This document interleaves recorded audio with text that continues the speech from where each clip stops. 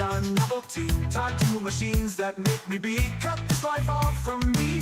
See Metallica live, get tickets as low as 50 dudes. You might also like House of Memories, Panic at the Disco, Cherchon Toi, Kini Arcana, Ballad of a Homeschool Girl, Olivia Rodrigo. Hold my breath as I wish for death.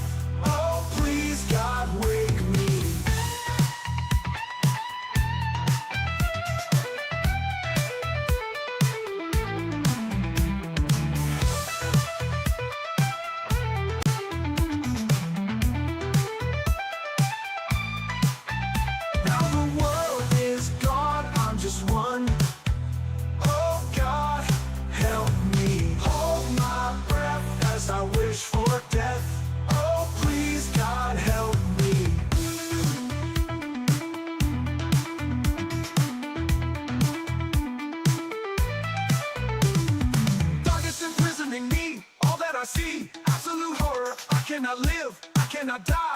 Myself, body my holding cell. Landmine is taking my sight, taking my speech, taking my hearing, taking my arms, taking my legs, taking my soul. Left me with life in hell.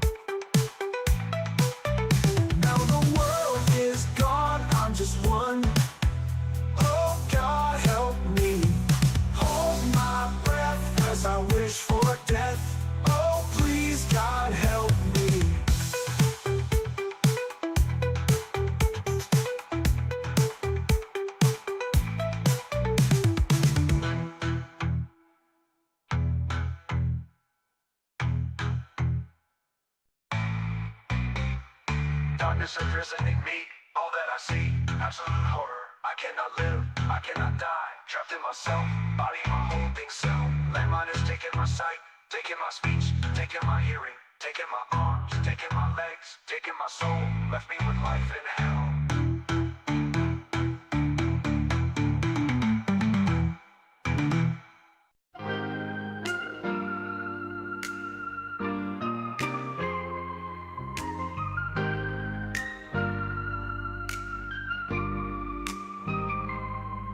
So you see I've gotten this far. Please give me some place to rage. I'm not trying to go there, so take me away. Life sometimes pisses me off. It's never a good trip for me. Every time I reach for love, it's taken away. Night, so I play. Give me a sign this is day. Give me some patience, so I pray. It's time to die, is that what I want?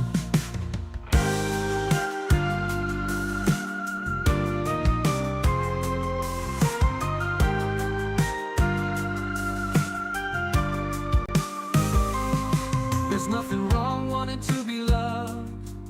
Is there something wrong with me? For once in my life, I'd like to be really set free. Let me be me. Night, so I play. Give me a sign this is day. Give me some patience, so I pray. It's time to die, is that what I want?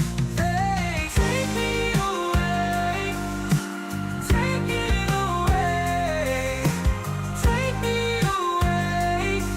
Take it away. Night, so I play.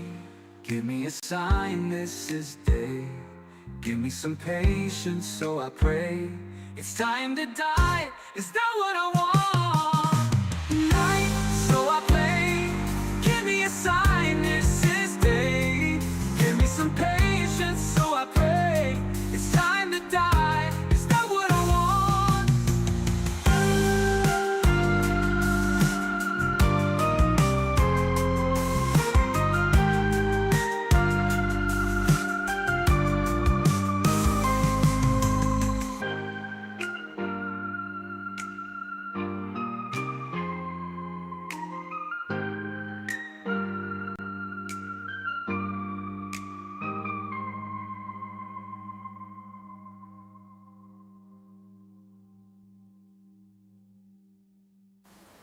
Take me away.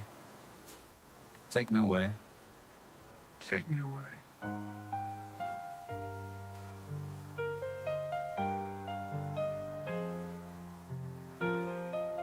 Take me away. Take it away.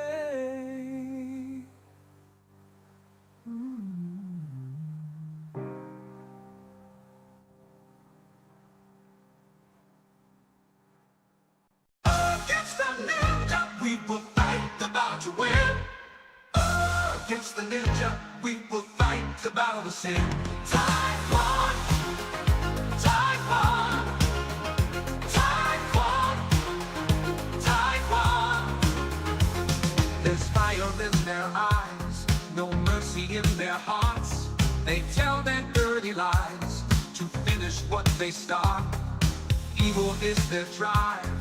Hell possesses souls, won't get them alive.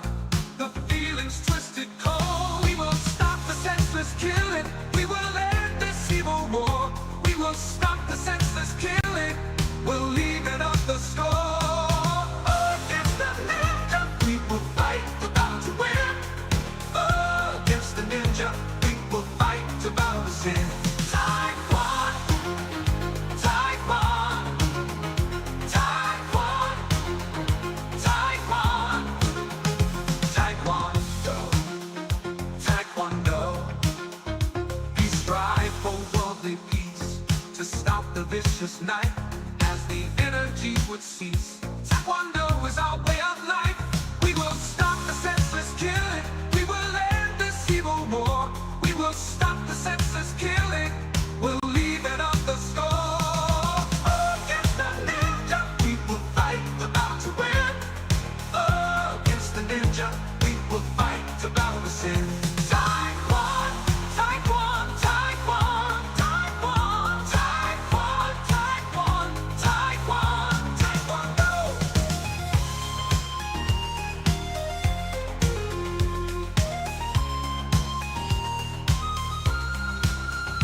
We will stop the senseless killing. We will end this evil war.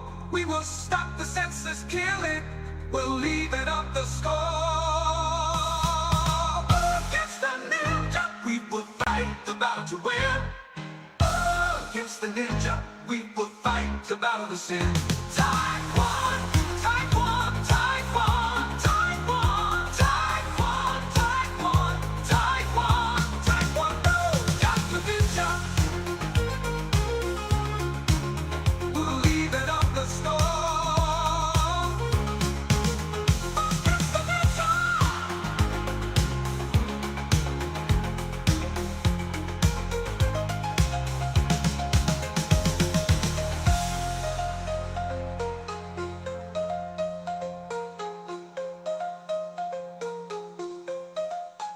Taekwondo, Taekwondo,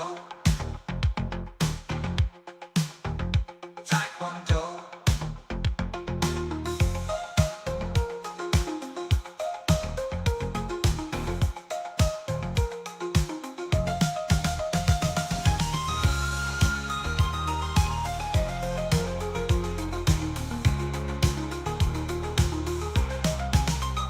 We will stop the senseless killing. We will end this evil war. We will stop the senseless killing. We'll leave it up the score. Against the ninja. Against the ninja.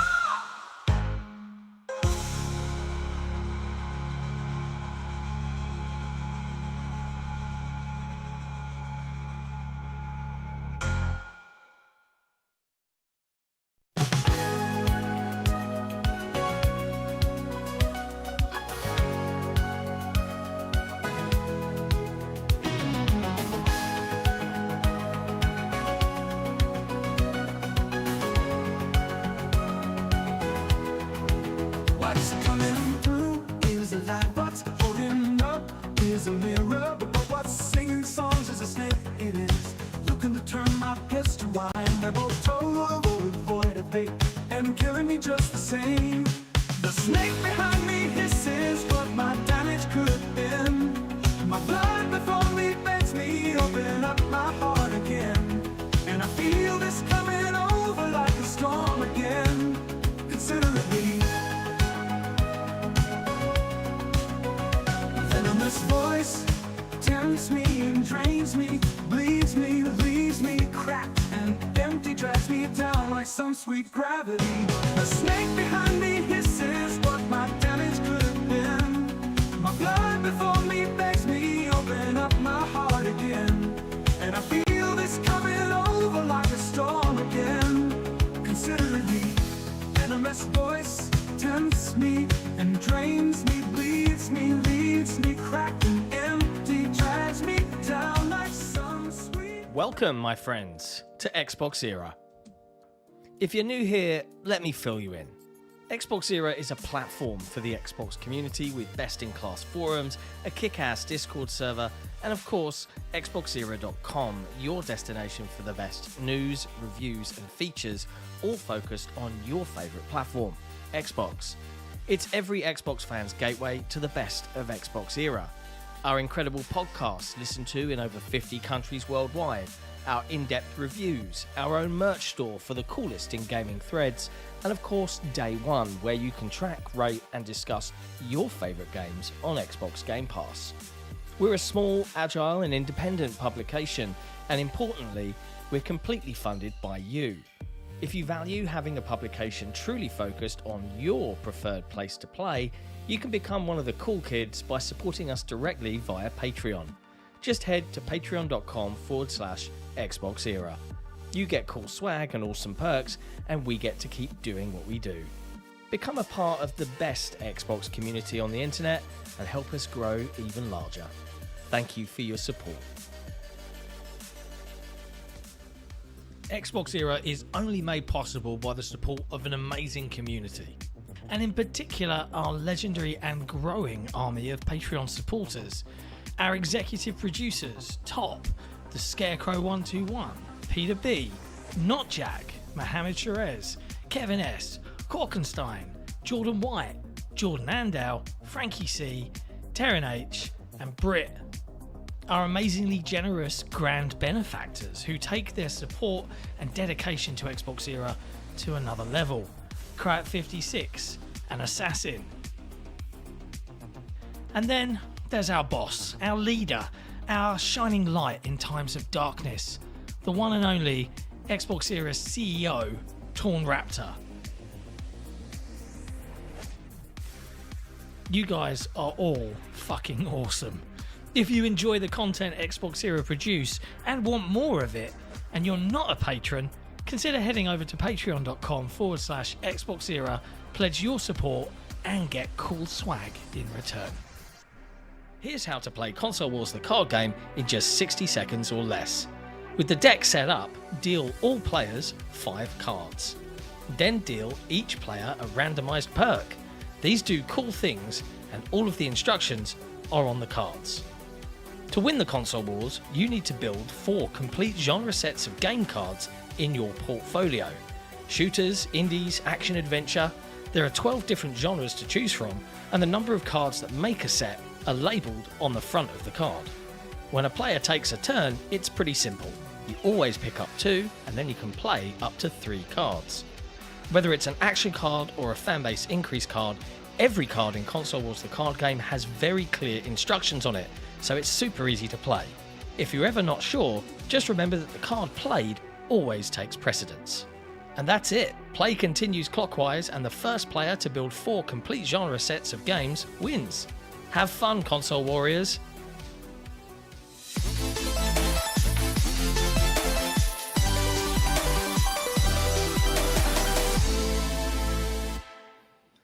Hello, friends, and welcome to episode 249 of the XboxEra podcast. We're here to discuss all of the latest in gaming from across the industry, but overall, we're focused on your favorite platform, Xbox. As always, a big shout out to our wonderful patrons, our MVPs, executive producers, but especially our grand benefactors, Crowd56 and Assassin, and our wonderful CEO, Torn Raptor. I am not joined, as per usual, by Soul Blazers, aka Aarsal.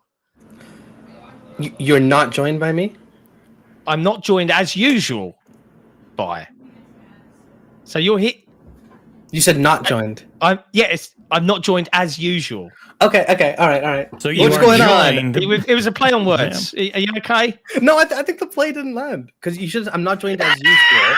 I'm instead joined. Unusually, I'm joined by. It would be. Yeah, that could also work. I mean, there's a skill to live broadcasting Yeah. where you roll with the punches. Oh, I'm very Some good people at have it. Some people have the skill. Skills. And people are wondering, you're not a bearded John today. You're handsome Nick. Yeah, handsome Nick. As Okay, I'll opposed to take it. bearded John. I'll take it. Yeah, great to be here. I just got back from a family dinner. It's always kind of fun. So I'm very full and somewhat lethargic, but let's see. The old meat sleep is coming. You've had Oh. you had some food and you just want to relax. But hey, Yes, never love mind. it, Let's you talk about video games for 3 hours.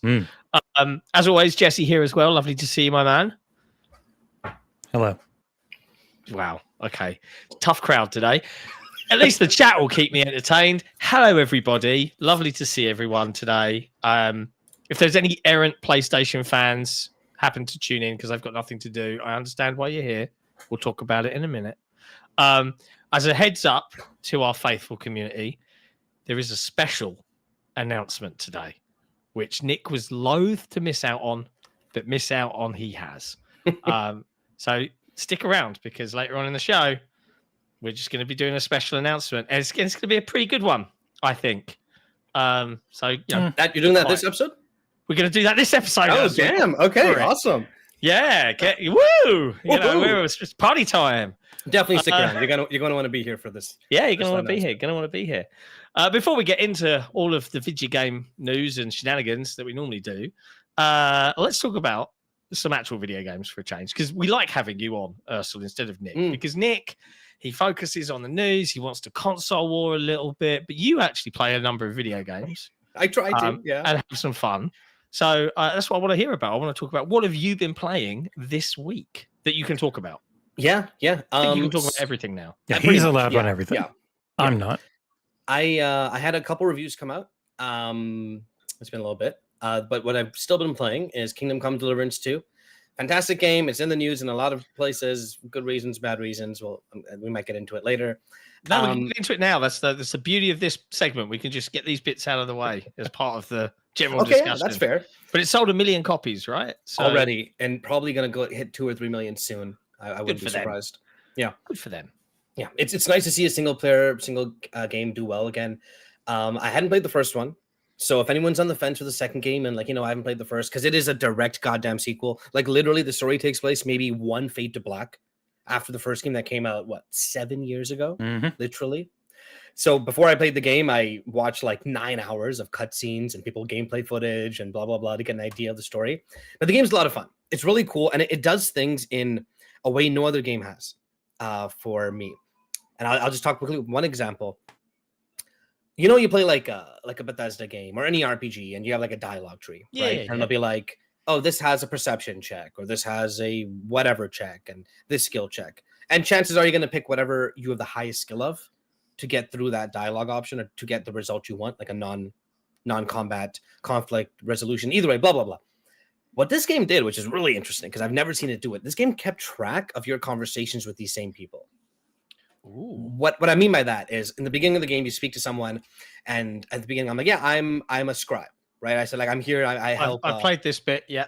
Yes, and you know exactly what I'm talking about here, right? Yeah, because I the first time I played it, I chose scribe. Yes. But then I tried to argue off as if That's I was exactly a soldier. what I did. This guy was like, nah, what, you pretending to be a soldier now, bruv? And I was like, whoa, all right, let's restart that. You restart.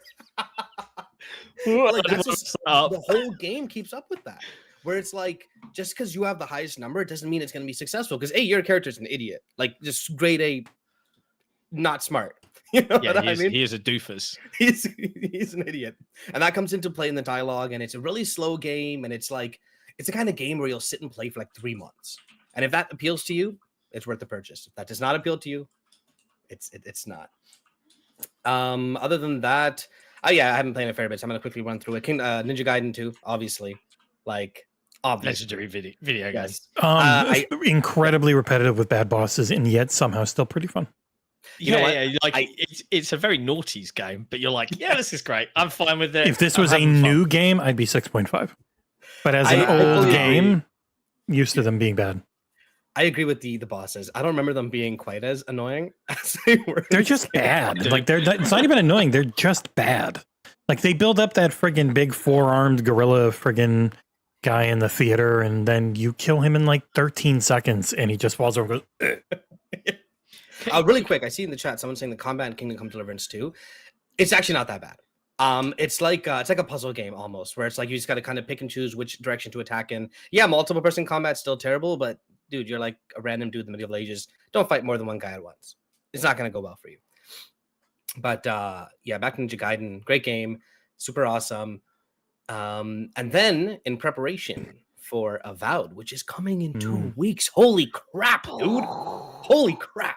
2 weeks. It's not coming in 2 weeks. 2 weeks for the normal one. Okay, for the normies, for the non. I'm going to pony up an extra 20 quid or whatever it is. 25. And this is I think, the worst, most egregious example of it literally being just to play the game 5 days early. What do you mean? You get a digital art book and a soundtrack. And some skins. You get skins for your crew. Not even yourself. But in prep of that, I've been playing more of the first Pillars of Eternity game. And it's pretty cool. It's a lot quicker than I expected it to be, but it has like a speed up button, which helps a lot. The combat's still honestly terrible. I'm sorry, CRPG fans. The combat sucks. They knew. It's very different in 2. Like 2 is a huge improvement. I understand going through. I've streamed 1 twice, just going through it and seeing it. I was getting ready for Avowed.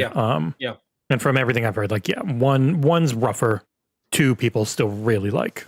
Okay, all right, that's good. Because I like the story, I like the dialogue, I like the whole premise. And I've heard there's like big story revelations near the end, so I'm getting kind of excited as I approach it. The basic premise of the world of Aora is that souls and gods are real. Yes. Like your soul is a real tangible thing that can be manipulated and goes, and when it's all about the wheel of reincarnation, essentially. It's really interesting that every single person knows you reincarnate. Like it's not like a religious thing. It's just this is just life for us here. Yeah, and that aspect, there are some people who can look into your spirit and see what your past lives were, the Watchers and that's stuff. The main character in the first game. Yeah, you are a Watcher. That reads into. I actually picked like a godlike that looks like a scary devil dude. Hasn't really come into play much yet, but maybe it will. But either way, really cool game. And it's not that long. I think it's like 25, 30 hours. Yeah, they were not the, oh boy, this is like 110 hours of repetitive stuff. Like this was a highly choice dependent game, which there are supposedly some canonical choices made for Avowed, because obviously it just can't match what everyone did and everything. That makes sense. Can't say exactly what those are, but you'll find out. Not long. Yeah, what have you guys been playing that you can talk about? I can quickly hammer through mine. I think Jesse's got the meat and potatoes here. Yeah. After watching your review of Nine Souls, I picked that up. So I've been playing through. What are you giggling at? Honestly? What is going on with you today? What did you have for dinner? I don't have a review for Nine Souls. That's what I'm laughing at. Someone reviewed Nine Souls, didn't they? I was supposed to, but I didn't beat the game. I thought you were making a joke and making fun of me. That's why I was cracking. He did Bow Path of the Teal Lotus. Yes, which is a fantastic game. You should play that. I swear I read that you were. In fact, to this date, I'm on the last boss of Nine Souls. I've got them to the 3rd phase twice. Rebecca Valentine beat Nine Souls. She's better than you. Yeah, I started Nine Souls, and it's pretty cool. Like, because I'm heading out to Vegas on Monday. I am looking for small games that are either across my Steam library, Game Pass, in that you can run at a low wattage so that they last longer. You say that. I've got a giant battery to help extend this bad boy through You will When are you have flying no on it? idea how fast you go through that. Oh, I know. I'll go through it, but I'm trying to find little things. So I was playing around with Nine Souls. Ninja Gaiden 2 on the ROG Ally runs great, which made me very, very happy. Yeah, like genuinely looks great. Like looks really solid. It's an old game. Yeah, like, it's just an old game running on Unreal 5 that I know people got upset that it didn't have DLSS on PC, but it's like, man, you really It's don't. fixed now. You probably they don't. fixed that in like 3 days. Yeah, and you probably don't. You probably don't need it. I was max everything, getting like 140 locked with nothing. It was good. It was good times. So yeah, been playing around with that a bit. I saw that Shady Part of Me, which is a kind of side scroller puzzle platformer type game where you can alternate between a child and her shadow, and help each other. And it's very short. It's very short. I picked that up. I started having a little poke around with that. And obviously I've just finished the preview for South of Midnight, which will go live whilst I'm away. So I will rely upon the team to do tweets and stuff. And I will play it before Tuesday so I can talk about it on Headlines with Aarsal probably at 1 p.m. on Tuesday because it goes live at 12, your preview. So we got to give it a little time. Yeah. So I did my first ever keyframe animation, thanks to Pre-Drag. I don't know if you've seen. Have you watched my for the trailer? Right? Yeah. Did you watch the trailer? I watched you tweet about it. I don't think I watched it. Yeah. So basically, from the first trailer where she holds up, I'm looking for this guy. Yes. Right. She holds it up, and I've put in, thanks to Pre-Drag, giving me a transparent PNG. It just says XboxEra's South of Midnight preview. It's like, I'm looking for this, and the guy just smiles at her and it fades, and obviously that's the premiere trailer. But it was just a bit of fun. And you keyed it to like follow the paper as it moved. I don't know why I did it. I sat there frame by frame moving it, and it still looks shit. It still looks absolutely terrible, but I was delighted with myself. All right, so that's what you get at Xboxera, with that extra little push of effort to make things look cool. It's so dumb, right? It's like, why did I do this? I don't know why. I just have fun with it. It's fine. That's funny. I'll probably put that in the review. Like, she'll come up and do that, and it'll say the Xboxera review. I'll probably redo it. Oh, that's cool. That's smart. Yeah, it's just a bit of fun. So you are doing the review, huh? You were joking about doing it for months, and now all of a sudden you just decided to do it. The joke continues, my friend. Like, to be fair, I mean, I'm very curious. You know, that's fine. I'll enjoy doing Assassin's Creed Shadows. Don't worry about it. We're all friends here. Let's just come on. Let's not make this adversarial. I'm not. You're going to be so busy. I am going to be so busy. Special Nick's in the chat. Hello, Nick. I hope you're having fun doing family things today. We miss you, brother. Hope you're well. Big reminder to everybody in the chat. It's just a little bit of housekeeping. Please do hit that like button. It does help us out. And yeah, that's about all I've been playing. So I will pass the ball to Jesse. What have you been playing that you can talk about? I snuck in. I broke Nick's daughter's arm last night, as he just said in chat. Yeah, wow, that's rough. Oh my god, what? Oh crap! But it's her birthday, so happy birthday party with your broken arm. No, it's goddaughter's and his daughter. Oh, yeah. Goddaughter's. Happy birthday party to the goddaughter, and happy broken arm night to the daughter. No, that's not. Saddy broken. Happy recovery, hopefully. Yes, happy quick and painless recovery, thanks to many good medicated drugs. And they got healthcare there too. So yeah, it won't make them poor to actually not be in misery and pain forever. Yeah. All right. Main thing I've been playing I can talk about is the Monster Hunter Wilds second beta. Buckle fracture. Oh god. It's really ugly. Oh my god. Dude, can you show the screenshot I sent? Where is it? Right here. So on console, no, it doesn't matter which console, both consoles, it's very ugly in this beta. This is in the prioritize performance mode. Yeah. And immediately you click it and you're like, why is there like a giant like Vaseline smeared on my screen? Yep. And as I was playing it, I'm like, dude, I literally can't even see anything. I gotta take a screenshot here. What is going on? And now they have said this does not contain any of the balance updates or graphical optimizations that they have put into the game since the last beta. This is the same beta again with with an extra character because they wanted to get more stuff. So hopefully full launch looks better. I'm hoping. It looks fine on PC. There are some wildly low res textures mixed in with really good looks. Overall, if you were into Monster Hunter Worlds, this is finally the follow-up. They had Rise, which went back to the handheld focus, which they did once they swapped from PlayStation 2 to Nintendo. Yeah. Really big, dumb, goofy story. I really like some of the gameplay changes. Biggest one are the wounds, where you hold the left trigger to focus and then hit the right bumper to try and hit a wound. If you hit that wound, you then do a crazy over-the-top attack sometimes. Depending on that's all weapon and place you hit them dependent sometimes. And not even just the wound stuff, just being able to change the direction you're attacking makes a really big difference for the greatsword, which is what I play. Like, I'm actually able to land hits now a lot easier than I used to be before. Is it worth, as someone who's never played Monster Hunter, I saw the demo last year and I was like, this looks great. Is it worth me trying the beta? Should I just wait? I'd say wait. Unless you're playing, if you're playing on PC, right? I guess on PC it should be okay. I mean, I could try it. Your player character, you can import their data, not the actual game save or anything.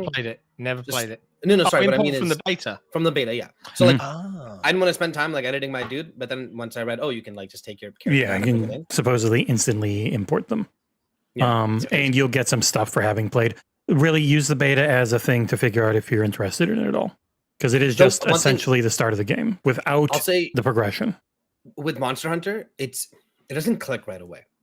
Like you got to kind of give it some time because the first few monsters you hunt, you'll be like, what the hell is going on? I'm just getting knocked down to the ground every 2 seconds. I'm not hitting them. Half my moves are missing. But then eventually like things click with you depending on your weapon of choice or whatnot. And you start building your gear and you start like, it's a whole thing, you know? Okay. So the beta might not be fully representative of that, I want to say.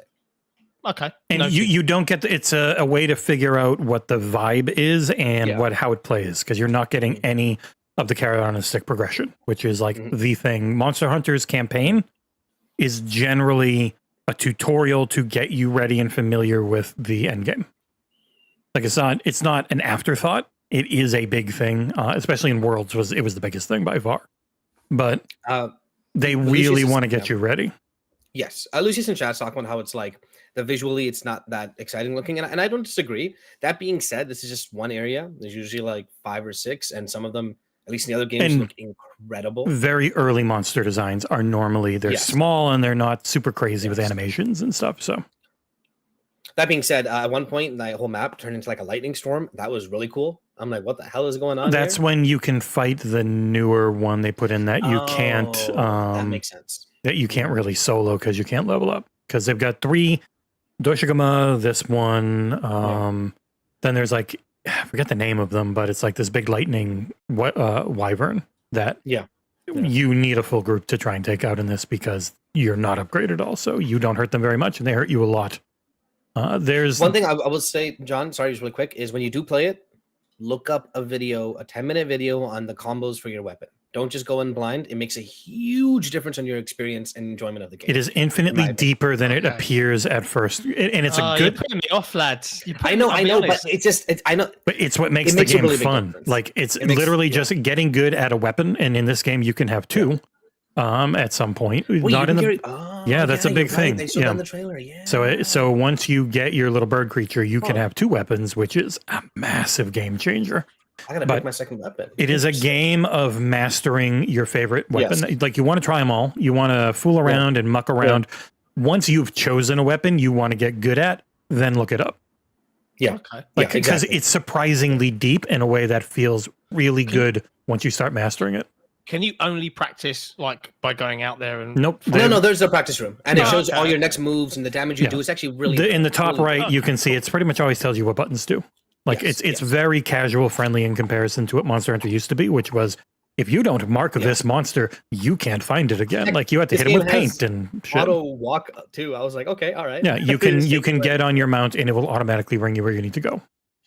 But the only reason why I even say look it up is just because at one point you're playing the game, you want to spend your time getting better with your weapon. And just don't worry about it until you're like, I like this weapon. I want to get better at it. Then think about doing it.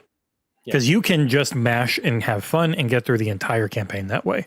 But if you want to get good and have a lot of fun, then once you really master a weapon, I've been having fun with the big old hammer, the bonker. And the thing, I saw a clip of that. That looks really cool. And like you can just keep hitting B, and as long as you hit an enemy, you just fucking wail. If you miss, you hit the ground and you kind of stun yourself. But if you just keep hitting them, then you get an insanely big combo. You're simultaneously a wet piece of tissue paper if like you're just not feeling it, or like a friggin' demon incarnate, like just dodging everything, beating the crap out of every monster you face. It's really cool how the game kind of juggles the two of them, and it's all based on your skill playing it. And there's a really huge focus on this one in the environment changing. They've shown in trailers, it's not really in this, but like you're in sand, and then some monsters can dive down in the sand and just start making all of it start going down. And if you get caught, you're then stuck in like a cavern and being attacked, or you can fight your way out of it. And I don't know, but like the whole area just completely changes. It looks crazy. So while looking at it at first glance, especially on the console build for this beta, doesn't look great. But the things that they're trying to push their engine to do sound like they could be really goddamn awesome with how systems and simulation heavy Monster Hunter is in a way you just wouldn't really think about. It's a very simulations heavy game. Also, this guy's an idiot. That guy's sleeping. Get out a barrel bomb, you dumbass. Oh, whatever, fine. I never do that. I just start charging my friggin' triple strike with the greatsword. Oh, landing that still feels incredible. I can't wait. Yeah, so lots of Monster Hunter. Can't really talk about anything else. Am working on reviews like always, so keep an eye on the site at some point this month because there's so much shit coming out. And boy, I can't wait for next month with Atomfall and Assassin's Creed Shadows. John, there's too many games. Am I allowed to say that? Is that okay? Yes. No, everyone agrees with you when they actually try and play everything. Okay, South Midnight's April. For some reason, I thought it was next month. South Midnight's April. There's just a lot. Oh, and yes, and my review of Avowed was done on Tuesday, so keep an eye out for that next Thursday. It will be. Oh no, I think I finished it on Thursday. So next Thursday at 9 o'clock. As soon as you posted it, assumed the game length. Yeah. They're just a whole host of assumptions just because you're finished. You know what I mean? Like, it's the dumbest thing. Well, also, like, I had the game. Jesus, what was it? Over a week. Yeah. It was over a week before I was done and everything was set. So it wasn't there. I've been talking to a lot of people who are like, oh yeah, I've got to really start playing that. And like, they gave access to it on like 2 Tuesdays ago. They gave just over 2 weeks. And some people are like, oh yeah, I got to start that up. Like, man. Yeah. It's not that hard to do things when it is the main thing you're focused on. So for people who are, it is not. It's tough. Can you guys believe it is actually finally releasing 2020 June, where the hell that month that showcase was? Get that super cool reveal trailer, and then often we had to use that trailer in clips for either when we're which game are we talking about? I tuned out. Avowed. Oh, Avowed. Like you're editing random videos and you have to use Avowed footage because you're talking about it, but there's nothing other than that reveal trailer 2-3 years ago. Yeah, well, I mean, it's I mean, you got to let these developers cook, and I think Obsidian have proven this generation. We've had Grounded, Pentiment. They came off of Outer Wilds kind of like as the gen crossover was happening. Yes, but from what I've heard, they've got Avowed and Outer Worlds too. I mean, that's a lot of games in 5 years. Got to give them credit, I think. We've got a super chat from Assassin Entertainment, one of our wonderful patrons, who has put a Metacritic prediction for Avowed. What do we think? So we actually have a question about this too. Yeah, I know. Right, you calm down. All right. He's right. You didn't mention the question when you could have. You didn't mention that the person who asked the question. That's what we were just it up. I'm doing the super chat first. We don't need to talk about that. Metacritic prediction for Avowed. Assassin says 79 to 81. It wasn't his prediction. It was his question mark. He's asking what we think it'll be, which is the same thing as the question on the forum. He gave his own, but it does say prediction for Avowed ? We can't say. Yeah, you can't say. I can give a guess. I actually have a guess publicly earlier, like weeks ago. Go on. I think it'll start 86, go to 84, and stop there. That's my guess. I won't comment. We do have another Avowed question from community forum member NotJack, who also asked this exact same thing. We can't answer it really, so Yeah, that is what you it can't is. really ask people that are actually reviewing a game like what they think the score is going to be. That's kind of Because, and I have to say, Jesse in particular on this front has gotten frighteningly good at kind of like you're predicting. right. It's where very something easy to will predict land. what people are going to do. Yes, In-game. people are very readable, especially if you certain games. Especially, like, well, this is it's not even games. It's where's a game published half the time. So if a game is Japanese published, it just inherently has a higher chance of being over 90. So before I've ever played anything, if it is Western published and not an edge case like Baldur's Gate 3, I assume it's most likely not going to be able to crack 90 anymore. And that is just generally the case. Balatro is like one of the few exceptions. Even Spider-Man 2 has now dropped after all of its PC reviews really tanked it. 89, right? Drop the 90. Yeah. Also, it's crazy to me that it was a 90 because it was worse than 2018's. And Miles Morales. It's not bad. It should be mid to upper 80s. Should not have been the most highly scored one. But for the most part, I would just say I never assume any general Western developed title is going to break 90. I don't even assume it with Grand Theft Auto at this point. I think it will. I just don't think it's an assumption. Assassin Entertainment has said if Avowed is higher than a 90, he will gift 20 memberships to the XboxEra YouTube channel. What about if we use? Can we focus on OpenCritic because we have some influence now? We have some sway. We have sway on both. Almost none. Now, before we get off of games, I know I mentioned this earlier and travel and stuff like that. I just wanted to ask Jesse and chat if anyone's using a ROG Ally or any kind of device. I just wanted to clarify for my own sanity tomorrow because I could just picture getting on the plane and having not done something and then nothing works. This is what I understand I have to do. I have to go into my Xbox app and my Steam app and say that this is going to be my offline device and have everything downloaded and ready. And then it will say, okay, that's allowed. And you need to make sure you have to set Steam to offline mode while you have the internet, or else it will not work. So I'll do it here and turn off the handheld, and then just test it. Turn your Wi-Fi off. See if your games work. Either tonight or tomorrow. Yeah, well, in Microsoft, you have to make sure you're online. You go into the Windows Store and you choose, this is my offline PC. Yes. And then in the Steam, you set Steam to offline mode. As long as you do that, you're fine. Wait, you can do that with Microsoft too? The offline PC? Yeah, you get an offline PC. You get one offline PC. What the heck? Yeah, it's kind of the way you could have 3 people playing something at once. I was not playing Game Pass single games player because I didn't think I could do that. Okay, all right, interesting. Navy Shadow in the chat says, how's getting the reviews up on Critic DB going? If you weren't paying attention, Critic DB is the newest review aggregation platform for video games, alongside Metacritic and OpenCritic. They are scraping our stuff, and we built them an API. I have pinged our developer. One of the things that they asked us if we could include was a way to pull the last paragraph, because I understand it from their point of view. Manually scraping 700 reviews for the last paragraph is a bit of a ball ache. Yeah.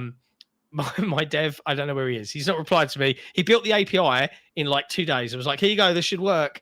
And then he was like, AWOL now. So, unless the folks at Critic DB are doing it manually, it's just going to be a little while before we're on there. But we will be on there. You know, we have their assurances that's.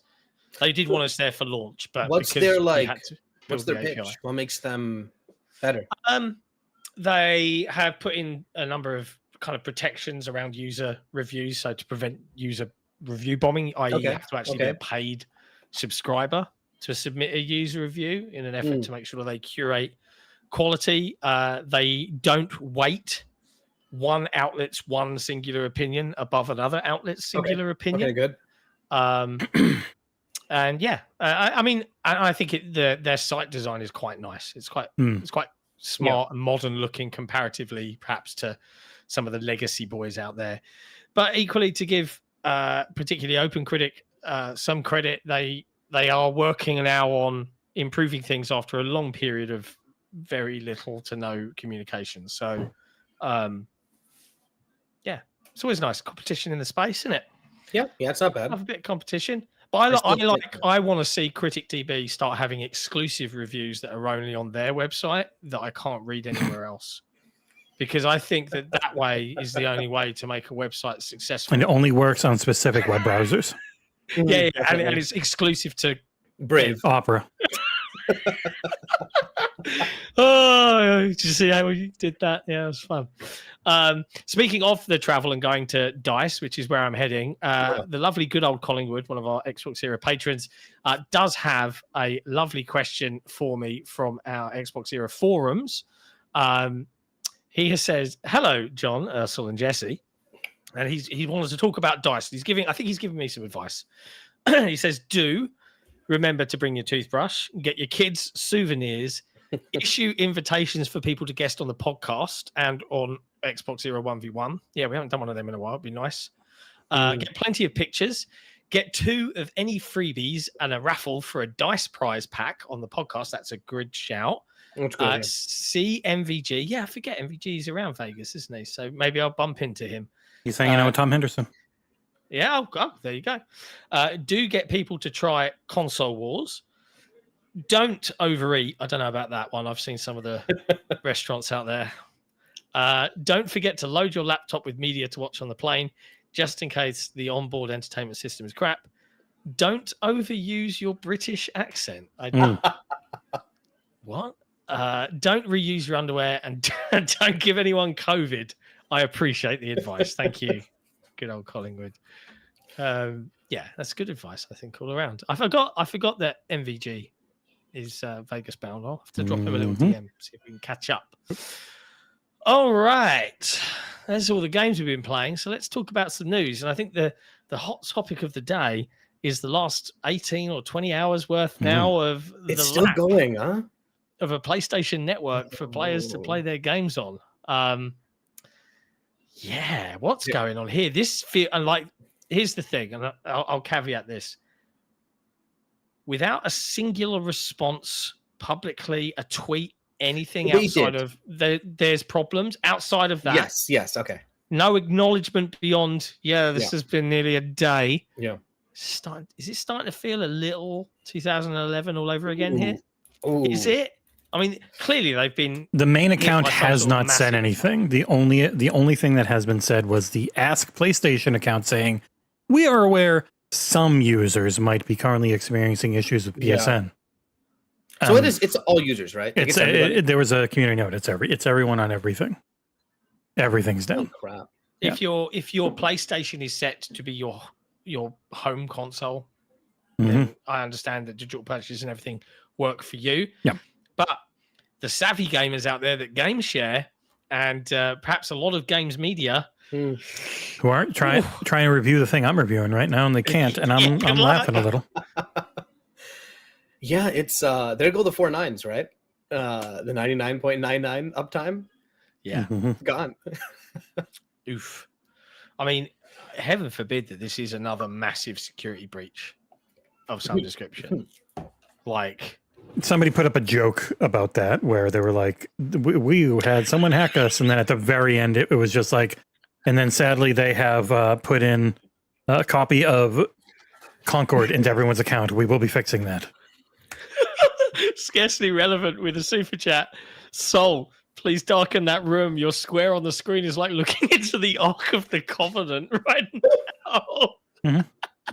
Can actually see there's a background now. It's a lot of white, okay? I thought you were in heaven. Yeah. Oh, man. I didn't want to say anything in case you weren't dead, but, you know. And we did miss an earlier super chat from Scarcely Relevant. We did. We did. Yes, scarcely relevant. He was answering my question. Apologies, scarcely relevant.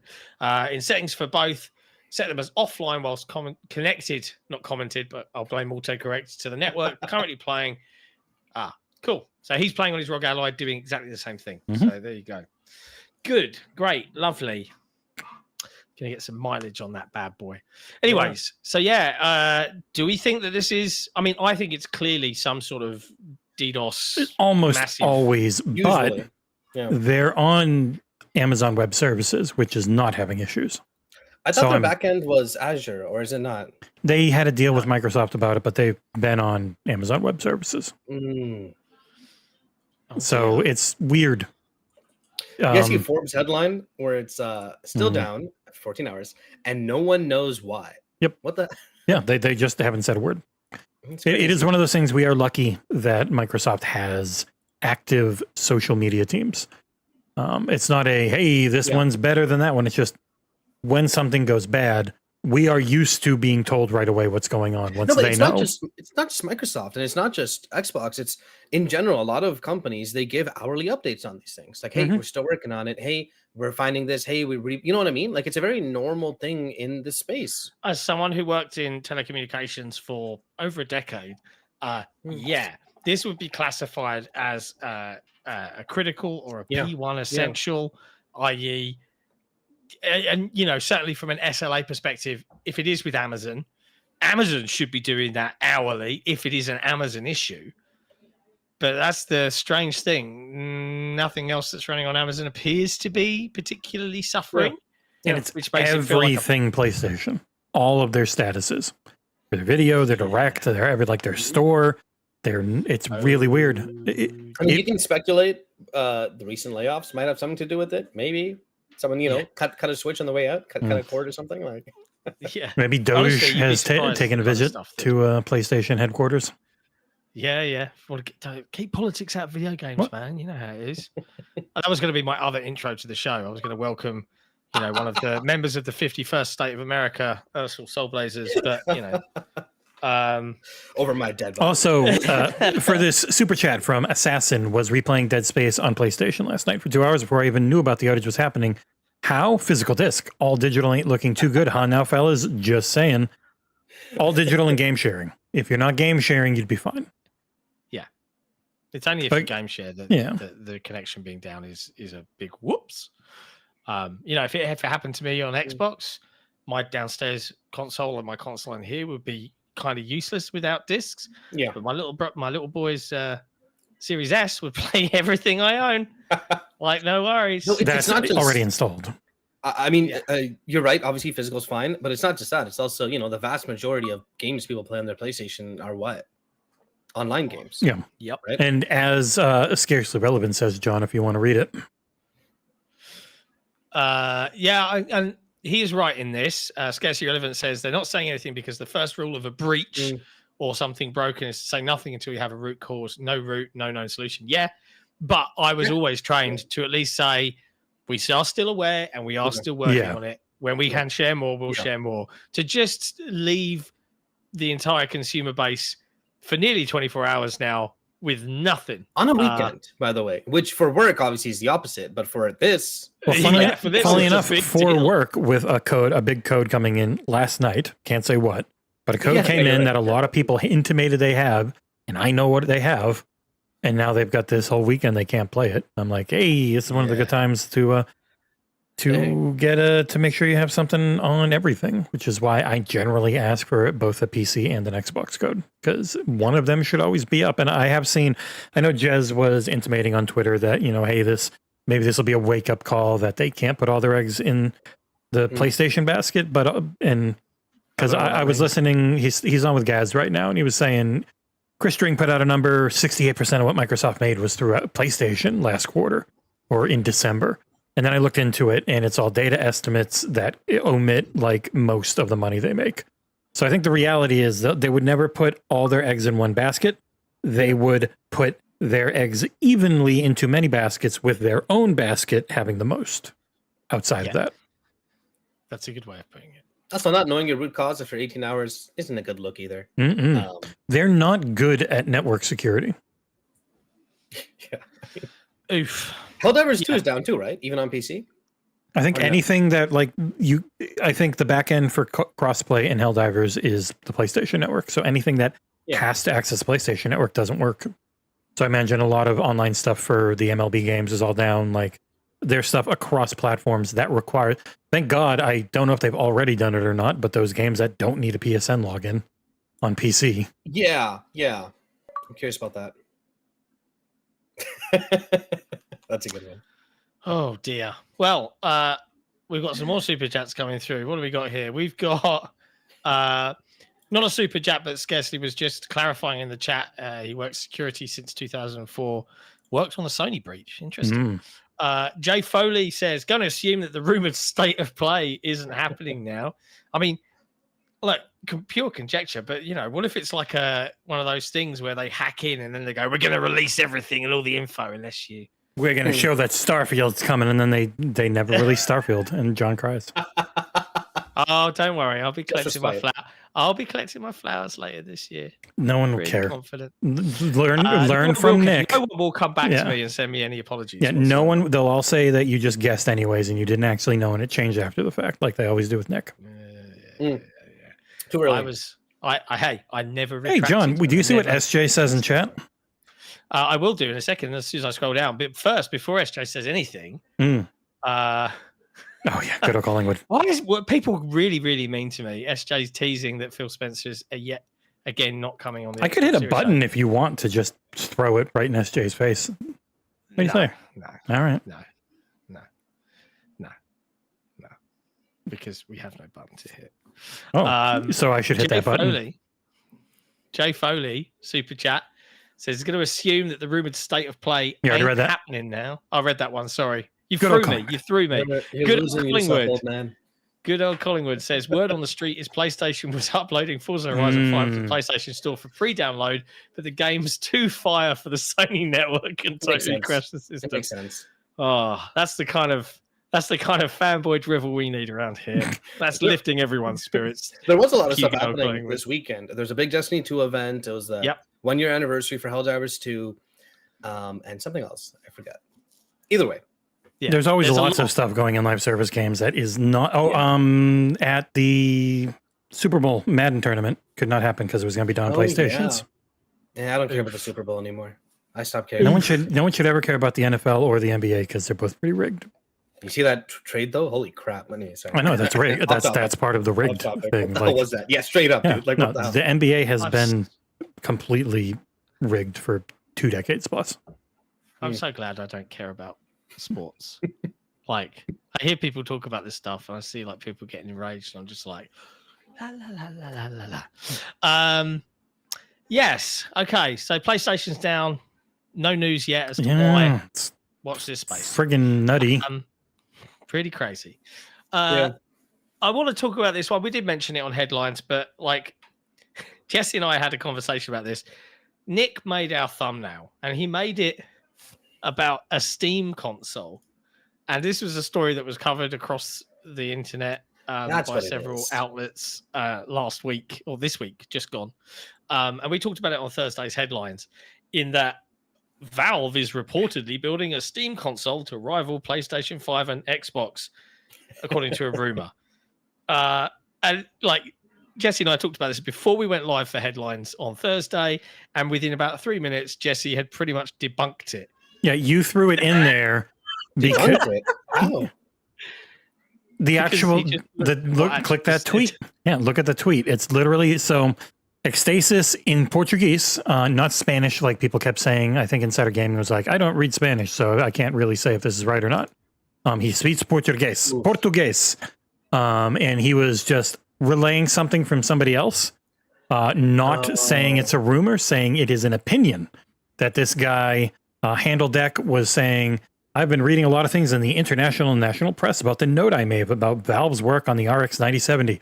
And neither Ecstasis quoting me in the video nor myself in mine where I comment this is what was directly said. I remind you it's neither a rumor nor a leak. It is my opinion. And that is because rumors are the best, quick, easy clickbait. And when people see something big and new they think they can get clicks on, They just run with it and they don't look into it enough, and it drives me insane. Thus, the name of this week's podcast is a failure to communicate, because Jesus fucking Christ. So yeah, I wouldn't put too much stock in it. Like Valve. Oh, no, look at there's an update where a key architect of Valve just straight up denied it. Yeah. Valve will come out and say no, claiming that Valve is not working. Sorry, responding to a post claiming that Valve is not working on a Steam console. He wrote, "There's nothing meaningful to read into here." There you go. Yeah. So, like, there's other things, like when Alana Pierce said she saw the dev team for Black Myth Wukong crying at the Game Awards, and they weren't. They never were. But everyone just ran with it, and so that's what everyone thinks and remembers happening. And I see people say it all the time, even though they were like, "No, that wasn't us." Or like all the translations that come from China and other places where people just don't. It's not one-to-one. If you want to see what weird one-to-one is, play Final Fantasy VII Rebirth in English. You will get weird one-to-one from from Japanese to American, and it just doesn't properly translate. You need someone to interpret it. Yeah, like there needs to be an interpretation in it, but that requires actual news institutions with people who speak both languages and are good at interpreting. And nobody has that any type of budget or money anymore, because you can't make anything doing that. But if you just throw up a bullshit rumor real quick and then retract it a week later, you made all the ad money already. It doesn't matter. Yeah, and you get Nick to make a thumbnail on false information.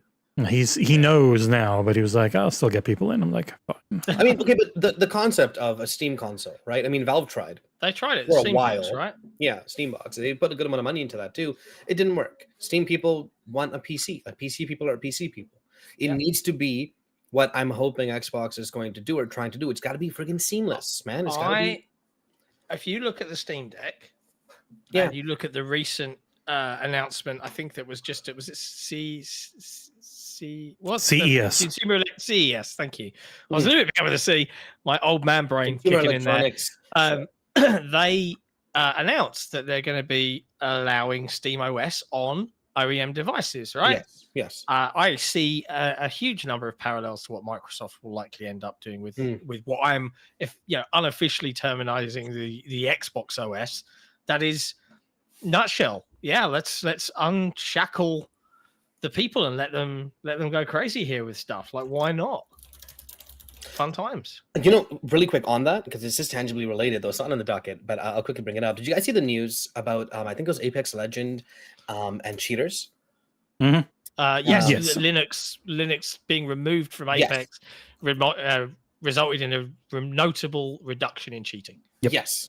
And that is, I mean, SteamOS runs on Linux, right? So I mean, like, it's also kind of that. And Steam Decks and SteamOS can't play most of the most popular games. Yes, because of anti-cheat, they just can't. They don't run there. I recently had and if Gamely's listening to the chat, I apologize. I still haven't played League with you. 100% one day. Just maybe we should set a time. Either way, I play League of Legends a lot, right? Especially when I'm back in school, because I don't know, it's a thing. I recently went to a friend's place. We met up at like 7. We all brought our PC setups, right? Or actually, a friend of mine literally brought his entire PC and monitor. Crazy. Anyways, I brought my ROG Ally. He had an extra monitor. I plugged it in. I brought my dock. It plugged in. I was playing League on that the whole night. And it was working great. I had better performance than most people near me that had their own laptops or whatnot, right? You don't get that. You don't get that with the Steam Deck. I'm just saying. Yeah. I'm going to call this out because as a fellow grammar Nazi, not a normal Nazi, just in grammar, Contest Nerd says, can the decimal point, it's actually a comma, I think, between Karat 56 and Assassin in the top left corner of the screen be removed because it's been there since Assassin got Brand Benefactor. There you go. Done. I feel your pain. Funnily enough, I came across a great two. I'm going to add a space. There you go. Mitchell and Webb. There's this whole thing where this guy's giving like a speech in a boardroom about hospitals, homes and heating, and he goes, and that's what we've called the program, or as I like to call it, HHH. Right, and you've got David Mitchell's character who goes, what did you say your acronym again was? And he repeats it. He goes, HHH. And David Mitchell just pulls out a silent pistol and murks him in the boardroom. And everyone's shocked. And he's like, it's pronounced H. And I'm like, yes, Mitchell, you're absolutely right. No one should say H, and it just plays on stuff like that. And then someone's like, but we signed an anti-bullying thing in our thingies that specifically, stops people from doing this. It's like, what did you say? it's pure gold. Go watch it. It's on YouTube. It's very funny. I admire it. Sorry, I was getting distracted. It's going to be a weird show. I feel sorry for Nick and the timestamps. Well, the best part is we're not doing them, so let's talk about That's bunnies. right. There has been a lot of super chats this evening, and I'm loving it. And in fact, one of our wonderful patrons had a question around targeted super chats. Hyphen G on the form asked, YouTube has introduced the idea of targeted super chats, where if people click on the special super chat link, they can contribute to reaching a certain goal. They've been mainly used for extending live streams for an extra hour or so. Do you think the podcast should do something like this, such as to target John so he stays on for an extra hour? Just you specifically. Just you. Yeah, because people know it's like 4 a.m. and I want to go to Knowing YouTube, this is probably a feature that's in beta, and so it's not on everything. I don't think it's on our channel yet. Yeah, it's for the million subscriber channels that can afford it. Yeah. But like, if the community did it, I'd feel obliged, right? At that point, like, because they're paying for it. Because I spent $800 fixing my car yesterday. I was like, please keep super chatting and gifting Patreon subs because I had to spend $800 on my car yesterday. Oof, ouch. And I found out via an email that I haven't been paying for my heating, my gas and electric since April. Oh, that's rough. That's a big bill. Man. Like, I'm sitting there, like, it's already rough right now. Yeah. And I just was like, wait, what? And then they went at the bottom of the email after these massive list of charges. We're sorry we haven't emailed you in 10 months. And I'm like, heavy breathing, and it's much on me for not checking the. No, but still, I mean, like, you're used to paying something monthly. Sometimes even like 2 months, and I'm like, what the hell, dude? That's like $200. I can't. What? Yeah, that's brutal. Rough. Absolutely brutal. But yes, okay. What else have we got? So John in the chat. What's up? I love a bit. KK, I did ping you earlier. Are you going to Dice? Let me know, bro. Let's talk about Idea Xbox, because Microsoft, not content with one show already down this year and a slew of first-party games in the first quarter. Boom. Idea Xbox Showcase on February the 24th is coming our way, with partnering with IGN. There's a lot to look forward to here, I think. There's a number of publishers that are involved. So we've got, what have we got? I'm just looking here. IGN, Idea Xbox. Come on, where is it? Ooh, Nick's not around. So, Avowed Premium Edition key in chat from Clutch Kwando for $10 super chat. Someone get it quick. Go. It's like $90. Wow. But John, it's in my thing. It's on the screen now. You can probably see it. Oh, thank you. I can't. Whoa, don't call me that. What did I do? 11-bit, big fan, Critical Reflex, Daedalic Entertainment, Game Source Entertainment, No More Robots, Panic, Playstack, Raw Fury, Thunder Lotus, Cult Games, Team 17, Curve, Akapura, and Don't Nod. That's a lot of good publishers. Mm-hmm. Yeah, Thunder Lotus being there means I hope we get an actual date for the preview of 33 Immortals. 33 Immortals. Team 17's there. Jump Ship is there. Mm-hmm. I am. Like, Miles Morales is there. What the hell is that? I don't know. On that? Miles Morales was in the trailer for the Idea Xbox stream, but IGN are also having their Fan Fest 5th anniversary. So I think this is it's so weird. It's of stuff. So you got Cuphead, Tunic, and then in the end one you've got Hades. So it's Cuphead, Tunic, and Hades, which would make sense for Idea at Xbox. They're all Idea at Xbox games. But why is Miles Morales from the next Spider-Verse movie in there? It's so goddamn random, because this turns into the Idea at Xbox logo. Like, I know it doesn't mean anything. I'm just wondering how that mistake got there. Yeah. I know it does not mean a thing. Maybe someone just had a cool clip in their folders. They're like, let's end off on this one. It looks cool. Maybe it's a troll. It's a pony troll for the because those are old Idea at Xbox games too. It's right first Hades. Friggin' like they're all old. They're all at least a couple, if not more years old, especially Cuphead. I'm just asking. Maybe it's just an old trailer they're reusing. But it's got Miles Morales from Across the Spider-Verse in it. Yeah. not an older one. Well, yeah, I don't know. It's Across the Spider-Verse trailer, Miles Morales. The event itself should be pretty fun. This is in a sense a continuation of their very original ID Xbox X Twitch shows, right? But then they partnered with IGN afterwards instead. And instead of 5-hour, 4-hour long format streams, which are what they are, now it's like 90 minutes. I want to say 90 honestly, like I love the idea of Xbox streams. If you're a fan of Jump Ship, the developers actually had a kind of developer community chat in their Discord. You can go watch that video on YouTube now, where I'm sure they'll tease and talk about some of the stuff that they're going to be showing on February 24th. But we'll be live streaming it, I've no doubt, and we'll do a react and have a watch, because you know me, I love my indie games. So I'm very Jump Ship intrigued. was Somerville, right? Yeah. Which I heard wasn't. It was really cool outside of playing it. Yeah. I'm not wrong. It was okay. That is how it went 3D. 6 or 7. So they were part of the Inside and Limbo team. Then they split, and you've got Cocoon, which controlled really well because I think it had the control guy, and then you had the other one, which did not have the control guy, and it was 3D, and it did not control very well. Which and one also, is working on that astronautish game? Is that a third guy? You know what I'm talking about? I think Playdead's still around too, aren't they? Playdead are doing their own thing. So you had Cocoon. That's off. You have Somerville, and now you've got the original Playdead. But a lot of those guys aren't there anymore. So very curious to see what Playdead release. That is sci-fi-ish, but yeah. We were just sniggering at Shane G's chat saying just a poor intern that messed up with Miles Morales. Boom, spent 40 minutes on Miles coming to Xbox and announced the Indie Showcase. You got to fill up a long podcast every day. Love you, Boom. Don't hitch your wagon to this one, bro. I think someone's just made a boo-boo.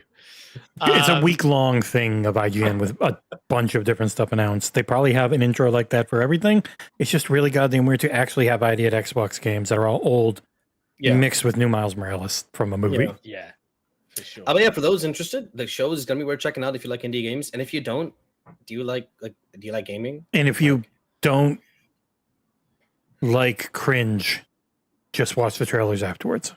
I remember the last one was very cringy.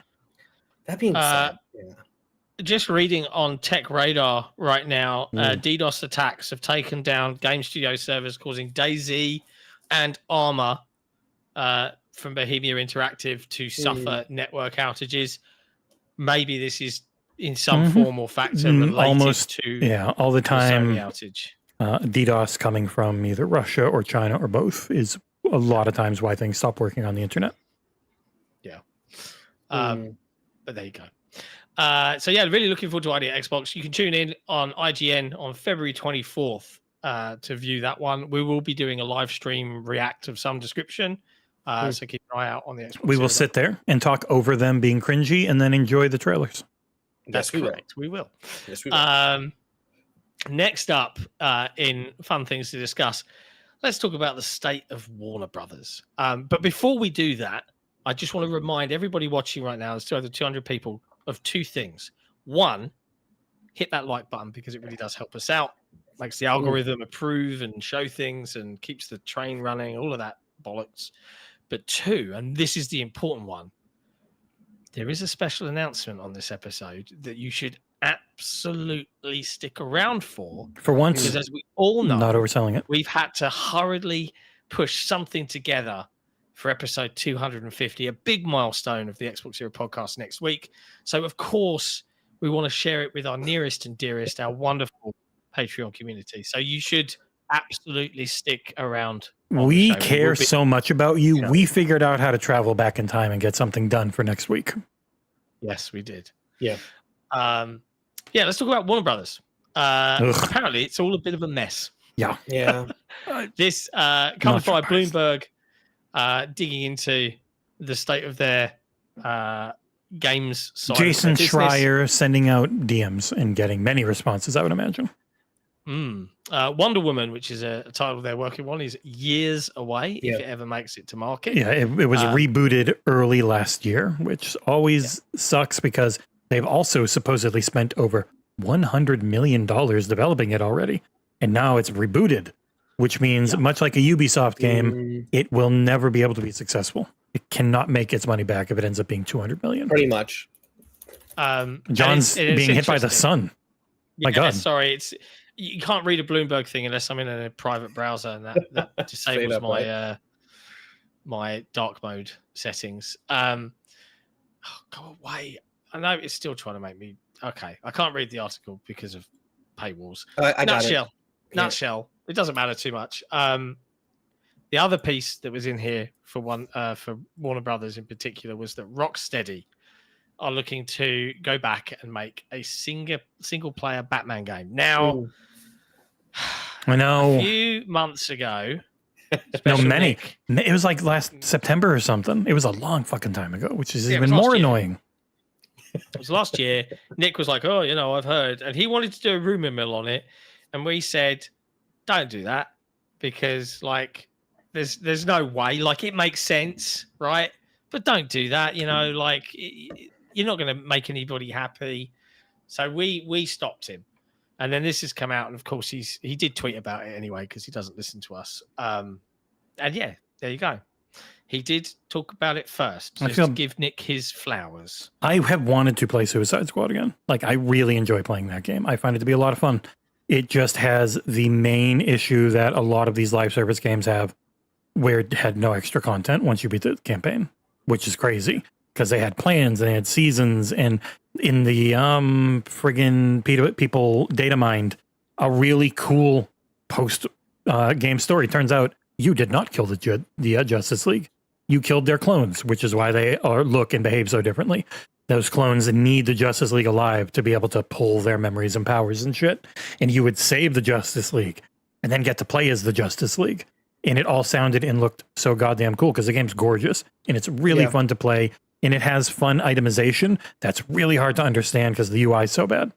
And then it's got another Avowed Premium Edition key from Clutch Kwando for another $20 super chat. Go, go, go! Wow. That's crazy. Clutch Kwando, what a generous fellow. Good Lord. Goodness me. Because as it goes, you have to buy those. Like, those aren't even something you can normally get handed out to you. Did you redeem the first one? Ahmed Kumar in chat, I mean.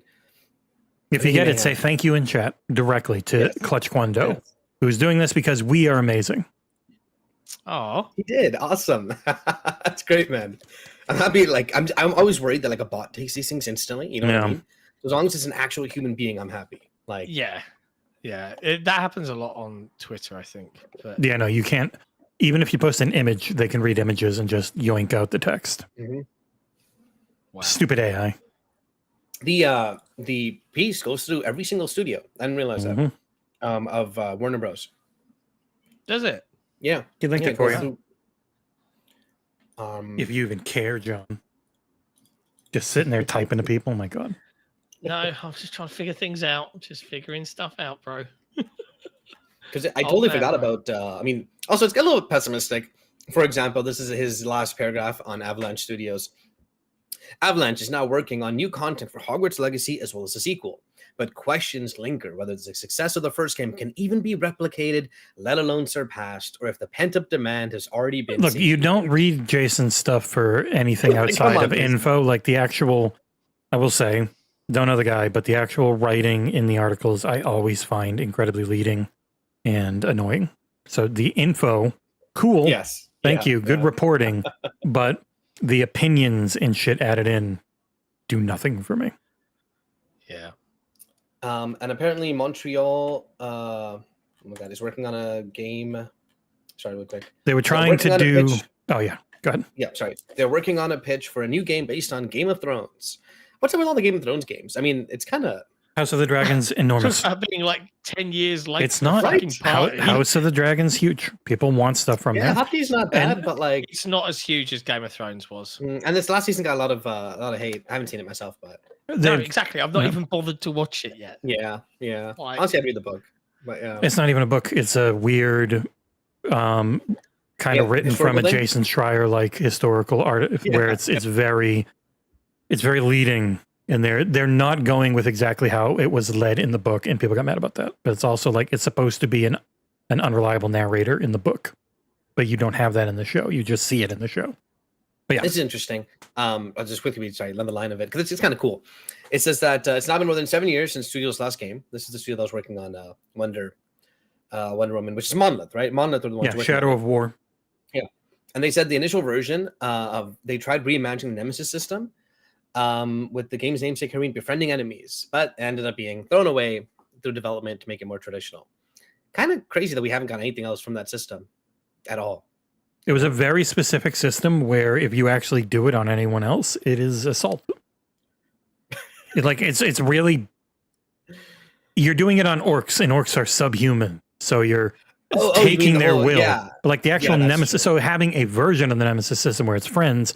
Like how does she do it? Is she lasso, truthing, forcing? Like how does it work? Like I don't know. The concept of having this hierarchy and stuff that's underlings under you is interesting, but I feel like they should have kept going with Lord of the Rings. Because right now still is Lord of the Rings hype. We literally had an entire season of TV show about Celebrimbor. You know what I mean? Mm-hmm. This would have been a pretty good, cool time to bring another Shadow of War game. John, it's in the community questions. They don't have to. That's why. That's but why. it's you're gonna go to do it at some point, no matter what. Figured. Oh, how dare you? Halo just triggered. Boom. Proved my point. I joined the Xbox 2 Discord this week, and man, I friggin' had like a 2-hour discussion with people about Halo just because I finally found people I hadn't spoken Halo about. Oh, that felt good. That felt fun. That's why the video for Kingdom Come Deliverance 2 went up 4 minutes. No. That was no. I joined it after. Fighting the good fight in social media Discord. For those wondering, that was the closest I have ever been to hitting that deadline. I think the video was 4K processed a minute before the embargo came out. Unbelievable behavior. Yes. Yeah, that was funny. Yeah, the article's pretty cool. You should check it out. Goes through all the things. Warner Bros. Is in the gaming industry itself is in kind of a rough place, and will be for a couple years, according to most people. That it's not something we're coming out of soon. I will. How to put this? I'm going to put it this way: gaming as a category is saturated, and that is what all platform holders and publishers and game developers are dealing with. It is holy crap. There's more games than ever, but people are buying less games than they're ever. buying the same, I think, is what it kind of ends up being. And they're spending the same. So gaming for 40 years was mostly this with one dip, but it was only a dip in America. One American dip, but then overall, it's just always been going up and up and up. And then COVID hit, and it did way too much growth way too soon. And now it's doing this where everyone's down. Like I know people pointed at Microsoft being like, oh boy, they were down less than most people. They were down less than Capcom, who people are like, they're doing everything perfect. And it's like Capcom doesn't have live service the way others do. So they might have some amazing releases and be killing it for what they do, but that money's just not constant. Like it's just not. There's a lot riding on Monster Hunter for Capcom. Yeah, they need a live servicing again because Worlds lasted a while. Mm-hmm. It's a conundrum for the whole industry to try and solve. And honestly, that's one of the big things I'm looking forward to at DICE and at GDC in March. Hookers and Blow is understanding and hearing from, not from the social media bubble, not from huge numbers of game journos, but from actual game developers coming together in one place, being, how the hell do we solve this problem? Can we solve this problem? What's next? And for all of the criticism that's thrown at Microsoft, I do think they are taking that problem really seriously and thinking very long term. And it's a pain right now for many folks out there. Man, just so many people keep saying they're always too early. And it's like, no, they're actually late. They are late on this one. Everyone's late. Like the industry's already shifted and already changed. So unless it's like Netflix. No one can catch Netflix because Netflix was first and they've just got enough and people are entrenched. And when people are entrenched, what can you do? You can, goddamn, it still had YouTube crash, even going to 1440p. First time though, instead of the 7th. It's less. But even people are just kind of assuming that the Switch 2 is going to do like super fantastic numbers, but the PS5 and the Xbox Series had to compete with consoles that are now forever consoles, right? In terms of forever games, sorry. The Switch 2 is now competing with themselves then. You know what I mean? So let's see how it does. I mean, are people going to upgrade their Switch when their kids are playing the same game they've been playing? The Elemental Hero, the Shadow Link Dragon Wolf King just said, no, Capcom doesn't need a live service games because people want single player games like Resident Evil and Dino Crisis. Nobody wants Dino Crisis. That was definitely bait. No, he's here every week. Nobody wants Dino Crisis or else it would exist. Resident Evil, sure. That series does very well. But everyone wants live service because what is live service? It's a big game we make and you keep paying us for it. Everybody wants that. Like that is what the industry works on now. To clarify, when Jesse says everybody, every publisher wants that. Yes. Maybe not. Oh, it's never about devs. Or Joe Gamer. Yeah. No, Joe Gamer does too, because it's all they spend any money on anymore. Yeah. The actual truth is look at all the top games. All the top games outside of Baldur's Gate 3 and maybe a few others are live service games, because that is what people spend their time and their money on majority of the time. The 8th Spider-Man skin on Fortnite will make more money than the vast majority of games released ever. You know what I mean? Like it's kind of just how it is right now. It is depressing. But yes, the end of the day, the industry is massively saturated, and smart people than me are trying to think on how to fix this. Yeah. Speaking of, you guys already taled about the E3 coming back, right? I think that was like a couple weeks. It's not that. That is not E3 coming. Thing, but it's Icon. Icon, two eyes. Yeah. No, by E3, I mean like the original vision of it being just. It's the trade show part of E3 is coming back. That's what I mean. Yes. Yeah. And I feel like maybe part of the reason is stuff like this, right? Everyone in the industry kind of going, what the heck do we do? What's happening? Can we just rely on GTA get together every 8 years? I don't think so, right? Like, yeah, it's a valid reason as any. So I'm super intrigued to hear some of the conversations that are had about this. And I wonder if I need to change the key that YouTube is using, because I don't have crashes on Coffee with Cabeza. Yeah, maybe fresh after this, like we'll do a different. Yeah, but the Econ will be in Las Vegas and not at the time everyone else is already fucking there because they just can't ever plan anything correctly. Yeah. By the way, John, you're feeling good, right? Not super sick? I'm fine. Yes, I'm not ill. All right. Not ill. He will be next week. On being ill, and I haven't got my kids this weekend to make me ill. You are going to be in a sick tube, making you sick for many hours. Flights, right? Yeah. So there's just nobody wears masks. Everyone goes in there sick and just going. I'm assuming you have a label in America. Chicago, Atlanta. I'm landing in Denver, Colorado. Colorado. Oh wow. Okay. You're getting almost all the way there. So I do a short hop. Long hop to Denver, short hop from Denver to and hopefully they haven't fired more FAA workers during that time.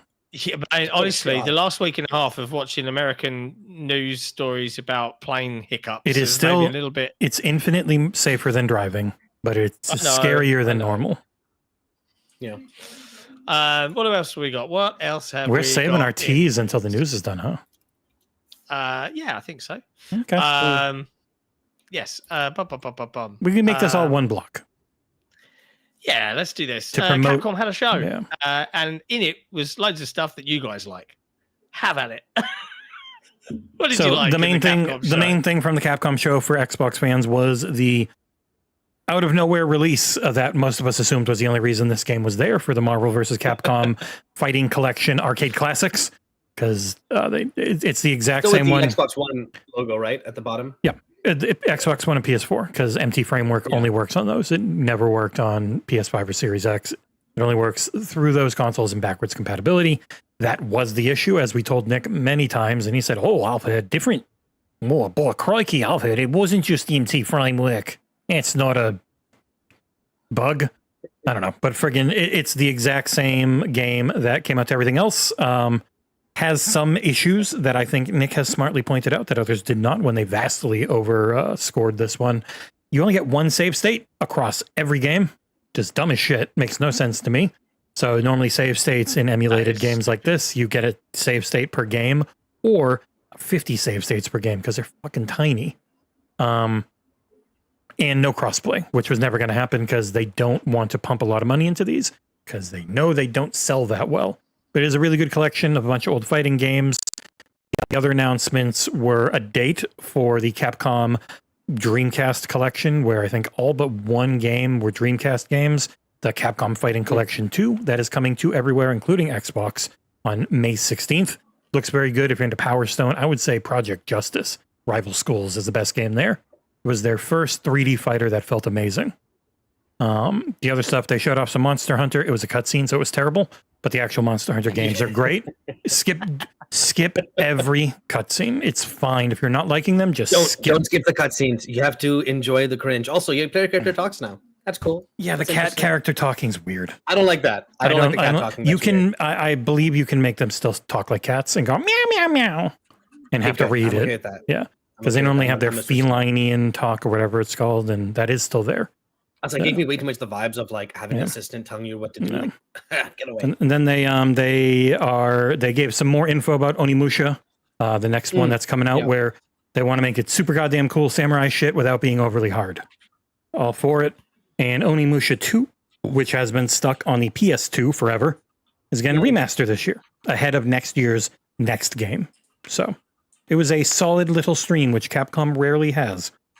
As Aarsal and I know, when we tried to co-stream them, they were very boring. Honestly, dude, I didn't even bother. I didn't even want to watch this. I'm like, Capcom? No, thank you. I'll just figure out what the hell's going on. You show all your great stuff at Sony events anyways. Speaking of, apparently Scourge in chat saying that the MVC on Xbox is significantly better. Yeah, PlayStation has PlayStation has really bad input latency on their controller. They fixed that with the PS5 or the DualSense 5, whatever the hell it is. Oh, this is at a PS4 game. Oh, that's true. Yeah, okay. That makes sense. An MVC is $50 on sale for $40. That's a lot of money, but Disney wants their cut. Wow. How many games is it? 4 or 5? I don't know. They're all the same anyway. I had to give 2 codes to Nick because he begs for everything. 2? Yeah, he got one from friggin' Scarcely Relevant and they're his friend for some reason. And then after he had finished the review and it's alive, then the fucking review code showed up from Capcom. Thank you, Capcom, very much. Very kind of you. It was just real. It was way later than the game's out. You don't normally then get it like 4 days later, but that's how it went. Review is out too for anyone in chat or for anyone watching. Take a look at it. It's a pretty good one. Oh, Jay Foley in the chat. PSN is back online. Yeah, I was about to ask you to check Helldivers to see if it is because I saw some tweets saying it's back too. It started coming back and then it went back down again. So hopefully it stays up this time because it had been down last time. Then it was Touch wood. Yeah. Touch wood. Yeah. So good little Capcom show. Then happy with it. Was that okay? I don't, Their status still says down, but it just might as of it says 7 p.m. But it's 6:18 here, so I don't know what time frame they're on. In the middle of maybe further down, bro. The East Coast, Canadian East Coast. Let's say. Yeah. Maritime time. Next up, speaking of PlayStation, Age of Empires are bringing 2 games to PlayStation 5 with new DLC as well. So we've got Age of Empires 2 Definitive Edition and Age of Empires, 4. Age of Mythology. Yeah, retold. Yes, retold coming. I nearly said Age of Empires 4. Yes. I was like, my bad. You know something funny? Getting DLC. 4 is getting DLC. 2 is getting this. Also, this is the second time Age of Empires 2 is coming to a PlayStation. It came over 20 years ago on the PS2 as the first original version. It's returning again as Microsoft continues their multi-platform push. Project Latitude. Good, cool. More people get to play cool games. I'm kind of like I said this on headlines, and I'm reiterating it here. Like back when PC versions were being announced, and Xbox had to fight what PlayStation have to do now, which is this backlash of why did I buy a console if it's coming to PC? Is can you afford a PC? Right, be happy they're on the console. What are you talking about? I think they are just going to keep hitting people over the head with this until it's normal, until like even games media stop making a big deal. It was just a blog post. Like even Games Leak and Rumor, whenever somebody posts, there's a new port coming, or I think this is going to be ported, and everyone's like, yeah, everything can be ported. This isn't a rumor or leak that matters anymore. It's old news now, and I think they're slowly wearing the more zealous ones down. Not in our multi-platform thread, but otherwhere. Yeah. Well, That being said, as I mentioned, I joined the Xbox 2 Discord last week. And other than Halo, I had a very long argument / discussion about the specific topic: Xbox porting games to PS, PlayStation, blah blah, potential vice versa. One thing I think still kind of needs to be said or should be said is, if you want to play Xbox games, right? Let's say like you really like their lineup or their previous lineup, get an Xbox or a PC. Yes, eventually everything will most likely come to PlayStation, probably, right? Like maybe at launch, maybe a few months later. Yeah. But it's not set in stone, you know? Like the only certainty you have is if I have an Xbox, every game with a small asterisk pointing out PC only games will come to this console. That's it. That's all you need.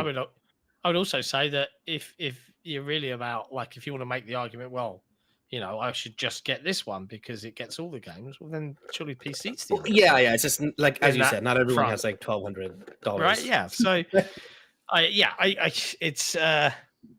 it's just something people have to just slowly get used to. Yes. They will just be okay. I think the Xbox operating system is going to make if they can pull it off. That's the outstanding question. Yeah. How are you going to do this? How are you going to get developers across the board? Because if I were Microsoft, I would assume that the conversation is, if you're developing for our Xbox operating system, it includes Play Anywhere by default. That is a given. Yes, you have to do it. Yeah. No more arguing. This is how it works.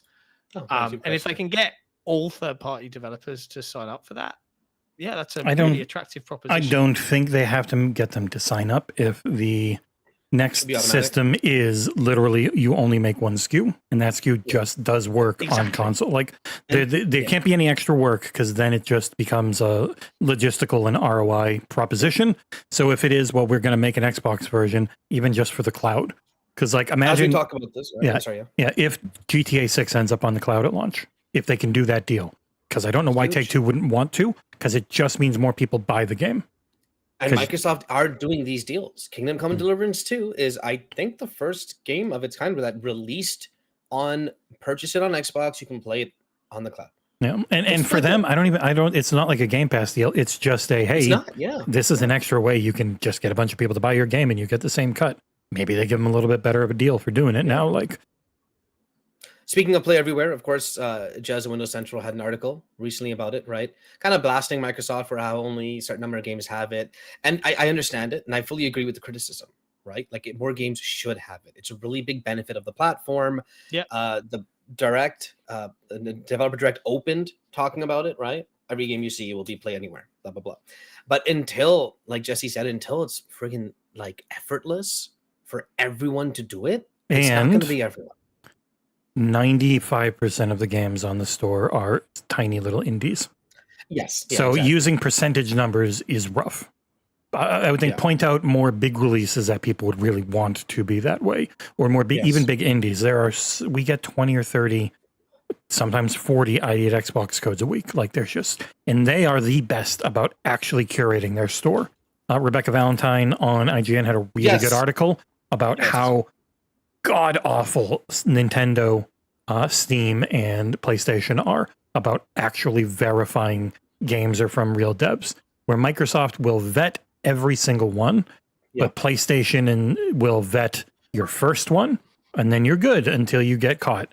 In Steam, you can put up whatever you want that looks legit, and then they approve it, and then you can just change it, and they never check, because there's only like 300 people that work at Steam.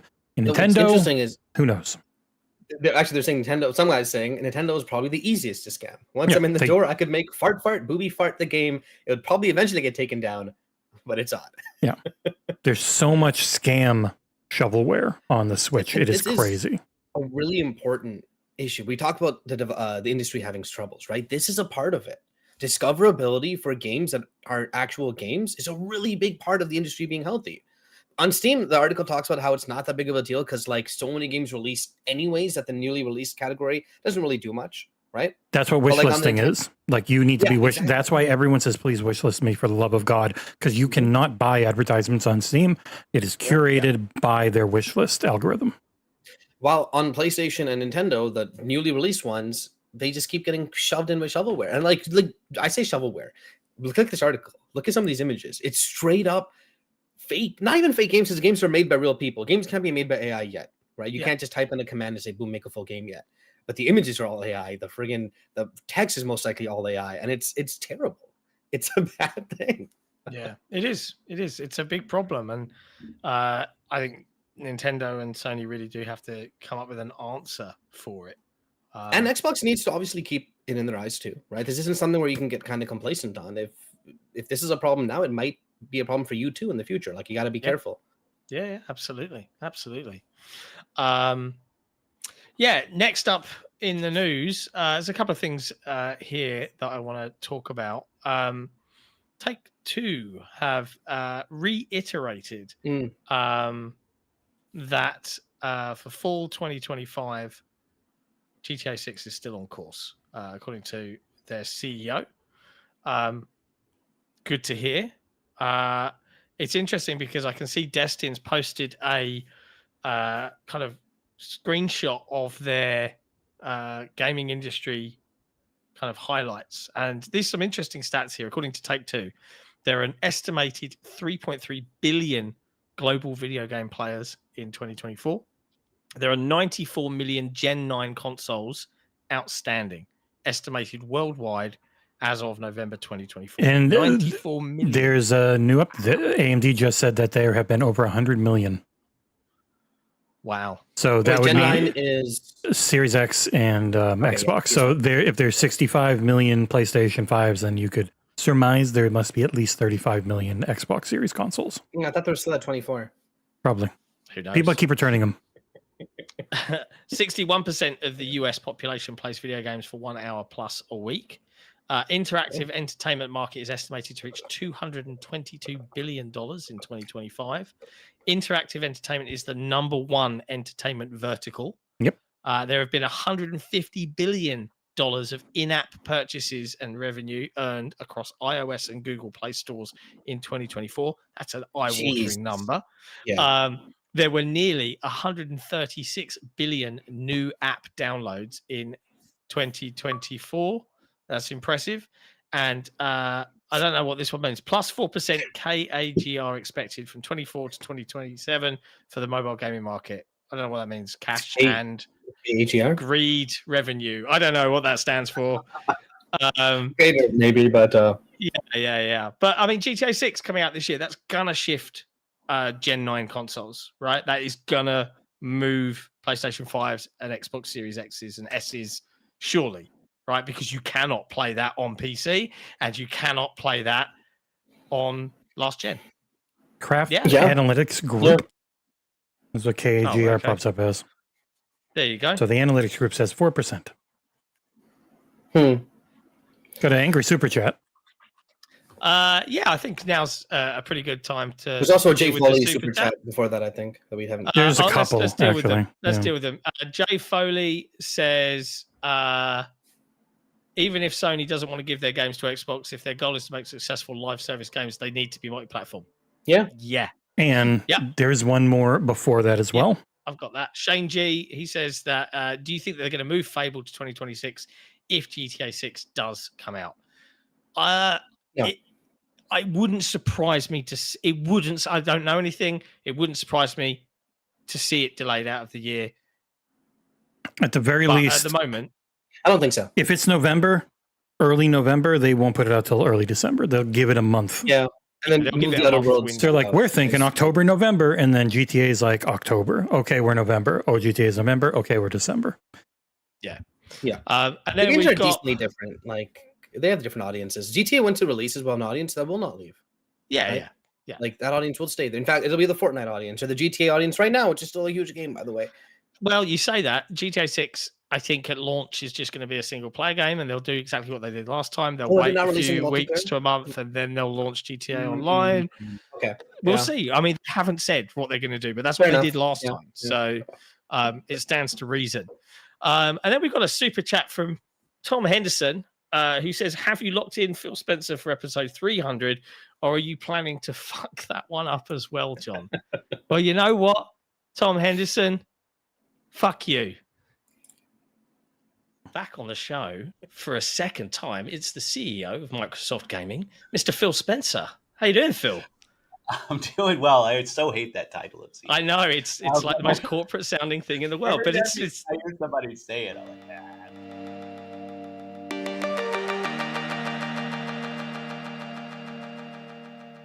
surprise. Yeah, we recorded an interview with Phil like back when Destin and Gamertag Radio did, but we knew that they were going to do an interview, and we were like, well, ours is for episode 250 for our wonderful patrons, our wonderful community of Xbox Era. So we asked some slightly different questions because we knew all the stuff. John, it's 37 plus minutes long. I know. It's nearly 40 minutes. So you can look forward to seeing that next week on episode 250 of the Xbox Era podcast. We wanted to tease you. That's the special announcement because it's cool. It is cool. Phil stopped by for around 40 minutes to chat with Jesse, Nick, and I about all sorts of things, from what Phil Spencer's favorite game of the generation is, what he got for his birthday, the state of the industry, the state of gaming media, all of that sort of chit chat next week on the Xbox Era podcast. So keep an eye out for it. 250. Episode 250. He came on mostly to celebrate, and that's the important thing. So let's throw this caveat out there. We grilled him hard about everything. we were like, we're exclusives. No, we didn't do that because that's a silly thing to do. This is mostly to celebrate you guys and this community and how wonderful gaming is, right? So Phil's on to do that. However, obviously, we'd just done the developer direct. It was the day after the dev direct that we spoke to Phil. So the same day that Destin and Gamertag Radio had theirs. So we talked about all sorts of things, but you can look forward to it next week, episode 250. During the normal showtime, correct? During the normal showtime. We'll play it during the show, so you guys can all look forward to it. It's going to be fun. For anyone that's on the Xbox Era Discord, I put up both an emoji and a sticker that is literally Phil from this interview, and no one noticed. Wait, seriously? Also, went headlines last week when it's a picture of Phil. It was not from his other interviews. It was from this one. Yeah, we've had some fun keeping that secret. So I have enjoyed everybody ripping me apart. John, you didn't ruin. Look the how long this relationship is. between us and Phil Spencer single-handedly. 36 minutes and 38 seconds. My God, that's pretty long. Yeah, it's nice to be able to you know. I want to tease the thing we did near the end, but I won't. No. We'll save all the surprises. I know. But Phil was a good sport in all regards, and it was lots and lots of fun. So, yeah, there you go. Happy. You know it's real because Nick's got the biggest shit-eating grin to start. It doesn't last the entire. I'm looking at the still from the teaser because I'm going to post it on Twitter now. And Nick's grin is like splitting the side of his face. Bless him. Bless his little heart, eh? Yeah, I got both of you laughing at me looking stupid. Yeah. It was good fun. Big thank you to the Xbox PR team as well for we went through this to time. make that happen. They don't have to be mad at Nick. They were very lovely to work with, and it was really good fun. And what was really nice was, you know, outside of some Patreon questions that were chucked Phil's way, they trusted us to not be jerks. Yeah, right. So, which is always so nice. they didn't give you like a strict. You can't talk about. Yeah, they said don't expect video game reveals or don't ask about things that aren't. There's no point in asking about things that aren't public because he can't answer them. Sense, I assume. Now Phil might accidentally just start talking about things when we poke and prod in general directions, but you'll have to watch for yourself to see when he brings up things that made our eyes go ooh. Yeah. But yeah, no, even the Patreon questions, they just didn't care what they were. They just wanted to know what the topic was, essentially. So we got 3 of them. I did put that up with I'm really hoping, and I'm definitely, we're trying. Don't expect, but it was being recorded like a day or 2 after that when I put it up. So yeah, I'm sorry. When John told the team that they got this interview, man, it was great. It was great news. Yeah, because we kept it from everyone, even on the team, for a while until we were close to it. Because make sure you get it. Make sure we have it. Once it's locked in, tell the team. Once it's done, even then, we're not airing it for almost a month. So just wait. Let Paris and Gamertag and let Destin have their time, and then we can start promoting it closer to when it's actually going to be live. Yeah. And of course, it is a pre-recorded interview, Yep. right? So It was questions are recorded the asked, day after the developer direct. Like Yes. in between, it was recorded in between Destin and Really? it was gamertag us Destin. Scarcely relevant. Says, did you get to ask his favorite fast food? You'll have to tune in next week, mate. Mhm. And Tom Edison asked, did you ask when Starfield is coming to PlayStation 5 though? We'll have to wait and see. Yeah. You'll see if Tune in for episode anything 250. gets mentioned about PlayStation or FTC trials or anything at all. It's a good interview. It is. It's You are heavily biased Genuinely, and it was correct. like the moment I finished listening to it, I just messaged Jesse. I'm like, dude, that was fantastic. the thing. Really The well thing that always worries, and we had a chat about it beforehand, especially when you've got more than two people Yeah. in an interview, and latency between Australia and America. Yeah. Is crosstalk and not reading tells on when to interject successfully. And I don't think, speaking candidly, that we've been the best at that at the past, because this is a remote gig and we're all doing the very best we can. None of us went to journalism school to learn these kinds of things. You know what I'm saying? But I think we did a really good job this time. Like, I'm actually like, I've watched it back. I was like, yeah, I think we asked good things. There'll be a written version transcribed live on XboxEra.com when the interview goes out as well, so people would go in there. And websites, don't link to our XboxEra YouTube channel, link to our website. All right, websites, if you're going to pull quotes, I know what you're doing. Give us some web authority, you jerks. Yeah, there you go. Phil Spencer, episode 250. Get hype. Ryan's That back. chat. Once He's again, still if- mad about Warcraft Collection not being in Game Pass. Ryan, Yeah, I'm sorry, right? I didn't ask him about Warcraft Collection not being on Game Pass. I've let you down. and once again, this is a pre-recorded interview, guys. It was recorded weeks ago. The questions are asked and done with. Yep. Just Hang There on will a be- minute here. Clutch Quando's giving me a little vibe here. It's just in the chat. It says, I see Phil around the office from time to time. We got a little Xbox How you doing, staffer in the chat Rubenstein? here? Yeah. I think that's What's going on here? That gave the Avowed codes. Yeah, we asked about lots of stuff. We're not going to tell you, like, chat. Yeah. I just want 1 to be week. real with you. We're not going to ruin this. 1 week. All right. I've And got we'll two let you guys more just sit back and- teases that will go up on social media throughout. So that first tease will tweet out and send out everything tomorrow. Then on Tuesday, I got another tease, and then on Friday, you get your third little tease. It's fun. Tom Henderson with the inside info about Clutch Quando. Works he for actually, or is that PlayStation. the thing? So does Xbox. Am I right? Oh! Anyway, it's been fun organizing this. So really hope that everybody in the community enjoys it. As always, and I say this strongly, if you wanted to have been in for a chance to submit a question to Phil, you would have had to have been part of the XboxEra Patreon MVPs and community. above, because we knew we only had a couple and we couldn't give it to everyone as much as it would have been amazing to. Very true. We knew that with 200 patrons, we couldn't cover 200 questions. So we submitted it to our higher tiers to us. All right. But if you want to be in for a chance for stuff like this in the future, do consider supporting XboxEra directly on Patreon. It is absolutely 100% the best way to keep us alive, making content, doing reviews, previews, podcasts, And shows, all of that jazz. more interviews like this because their PR turns out they like us. Yeah. We want to That'd do be nice. we want to do stuff like I think you should reach out to Carrie Patel and have a Avowed spoiler cast with her. I was I think too late. That would be interesting. That'd be cool. Like post launch, mate, because I Yeah. think that's more interesting without Yeah. spoiling the game. You can talk about some of the plot and get people to tune in. I think that would be, and there's no point me doing it because I don't know nothing about that game and I'm probably not going to play it. It's not my jam, right? I'm just being honest. Nerds and Other Legends, we filmed it the day after the developer direct, so it has been done for 3 weeks-ish. 2 weeks? Yeah. It's been done for a while. It's been horrible keeping. We it had surprised. dozens And you of guys have kept it questions we went secret for through. a while. We like, did. We have. We have been playing up the joke that John cost us having him on. But Yeah, he did not. that worked really well. And turns out Well, by it design, wasn't. right, John? Starfield articles did nothing. It was literally they were doing this whole. Everything was leaking. People were losing their minds. Yeah. Yeah. They're planning their own thing. They're not going to talk to us before they do that. Yeah, just bad timing, right? Yeah, This because wasn't he gonna have was been a he thing. was set to be on for 200. I still then- blame you, John. yeah. It's fun. Austin T, XboxEra, you should get them to recognize XboxEra as Americans so that you can go to more events. Might have brought that I up. think that for the most part, those kinds of concerns aren't really going to. We got 2 spots. We almost 3 spots in the Avowed South of Midnight preview. Like, I can't complain anymore.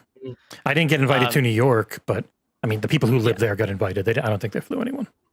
Yeah, it's fine. It's going to be a good. I think XboxEra is going to have an amazing year. And again, Xbox Patreon.com/XboxEra. You guys have made it possible. Every one of our YouTube members, all of our patrons. If we didn't have you, none of the cool stuff that you have enabled, you personally have empowered us to be able to go and do, would be happening. So, like, we owe you a lot, which is why we try and do cool stuff for you. That's why we do all the giveaways and the secret squirrel stuff and the crazy projects. It's because why wouldn't we want to do that for everybody? This community is awesome. Like, I'm in a lot of Discords. I'm just being honest. Our Discord is great. Like, the whole I've had to fight so welcoming. Fucking hard for that too, by the way. I told you. Yeah. It's been funny. I was talking to someone who was a moderator or is a moderator on the Illuminati Discord, and they were like, "Oh yeah, boy, we really let that get away from us. You guys have done a great job." And it's like, yes, because it's not fighting negativity. It's fighting toxic actions, negative or positive. Yeah. And it's been a big fight on the positive side because people are like, "Oh, you just hate Xbox." It's like, no, you just don't be a dick about it. Like the community we try to engender, and sometimes it fails because people are human beings and we're learning as we go along. It definitely got worse on the forums than I wanted it to, and I really had to step in. I mean, a big part of it is also just being there during conversations, right? Being active on the Discord and kind of being there with the community. I feel like that makes a really big difference. Yeah. Clutch Quando hates Xbox. Oh no. Oh no. No wonder he's giving codes away instead of using them. So. But yeah, it's it has been very fun making fun of jumping in on everyone always making fun of John and pretending that it really wasn't a thing when we've known since October he was going to be on. A good benevolent dictator. I take my digs and take my you take your dicks and what they beat you. That's what you said. Come on, this is a family show. That's what you said. I said digs. Yeah, so there you go. I would say that the community can expect slightly different questions because we were like, what are Destin and Gamer Tag Radio going to hammer these guys about? All right, okay, let's try a different route. So expect some more fun, I would say, than like super serious, let's talk about video games and get heavy. But there is some heavy stuff in there. It's fun. Anyways, Didact Brewer says, just like the Patreon hate joke, right? No. That's not a joke. That's we ain't messing around with that. Yeah. So it'll be mid-show-ish at some point next week. And once it goes live, we'll push articles and the main thing itself will all go live and can have at it and watch it with us in chat. We'll be taking a break. Next week's podcast, we'll have Nick just getting back and being very tired from an event, and John just having flown in that morning. Because I think John, it's like Nick's wife's 40th, so he's going to be super tired that next day. And John's going to be landing from Las Vegas back in London that morning. So I will have to try and carry the podcast up until we finally just press the play button on Phil. You guys quick nap, and then we come right back. I don't think it will be too bad. Like, I land at around 9:40 a.m. Oh, it's not too bad. Saturday, so it's a red-eye flight from Vegas, right? So then your kids keep I you up. leave in the evening in Vegas, and I arrive in the morning in the UK. If I can get 5 hours sleep on the plane, I could not sleep on the plane because I had the same thing when I left at 7 at night and landed in the morning in the UK, and I got half an hour of sleep. Yeah, I struggle to sleep on a plane, but I'll try my best. But even if I don't, I'll land. I'll get home, pick my kids up, set them up so they're sorted, and I'll just get my head down for a few hours, and the missus will keep an eye on them. It'll be fine as long as I've had 4 hours kip. I'll be all right. Yeah. No and worries. the show is at like 10 p.m. for you, isn't it? Like, it's pretty late. Yeah, that's okay. Yeah, I'll just survive. It'll be fine. And then it's half term, so the kids are off school all week, so that'll be also fun. But we hope you enjoyed the surprise chat. It's been fun teasing this. I think it is now time for you and I, Aarsal, to do a little battle. Which one is it? You're going to be what, Yerin? My dearin. My dearin. Okay, all right.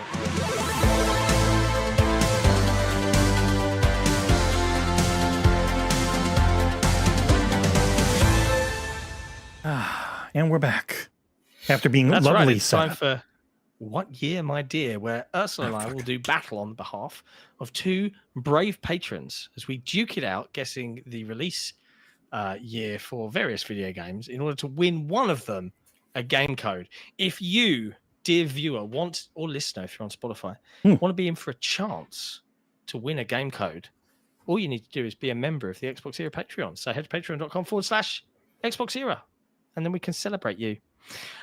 This week, Aarsal is playing for some burnt toast, and I am playing for iron arse hands. Oh, it's great. Okay, Jesse, what's the theme this week? The theme this week, and why is the scoreboard not showing? You stupid thing! Man, I played this. Sorry, go on. Yeah. The theme this week is going to be. I guess I got to do this again. There we go. Capcom published titles, because Capcom was so in the news this week. So it's just any that's ever been published by Capcom, not developed, I was published. say the theme is games that have had network issues. Well, I did this yesterday, so it makes it a lot harder to have known that was going to happen. Man, I played this the last show, I think last week with you guys in chat. I did not do well. So let's see how this goes. I usually wing it to a degree. So You normally guess and get it right, and it drives Nick insane. Yes. So I have jumped around. There's every console and PC you can imagine, because fuck you. That is why. It stresses me out because I can't remember when consoles came out. My brain doesn't go further back than like 2002. And other than that, like You're pretty the screwed. 90s, I have no idea. Gentlemen, please have your phones or whatever device you're going to use ready to write. What year did Bionic Commando Rearmed come out on the 360 and PlayStation 3? I think I know this. I don't friggin' Boom, I've put my answer in like that. I'm ready. No changing it. I've just gone straight up with a guess. Gentlemen, give me your years in 5, 4, 3, 2, 1.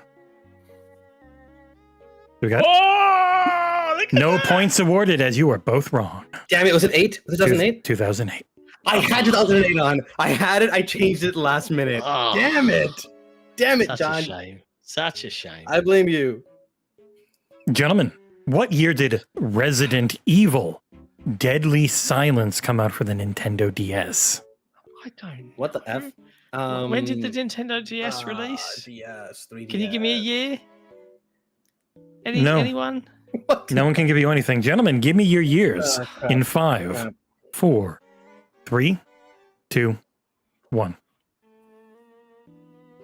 John's got 08. You are both wrong. It is 06. God damn it, this is a rubbish game. So it has to be before it, right, to get points? Yes. Yeah. Okay. Gentlemen, what year did Monster Hunter 4 release for the Wii U? Huh. When did the Switch release? No one, don't answer. When the hell did the Wii U release, bro? I'm not going to screw this up. Did the Wii U come out after the Xbox One? I can't remember. Whatever, let's go. Mm. Give me your year in 5, 4, 3, 2, 1. I'm genuinely not sure if the Wii U came out. Look at us. We're like this, bro. We're like this. The Wii U released 1 year after that, so no one gets a point. It was 2014. For fuck's sake.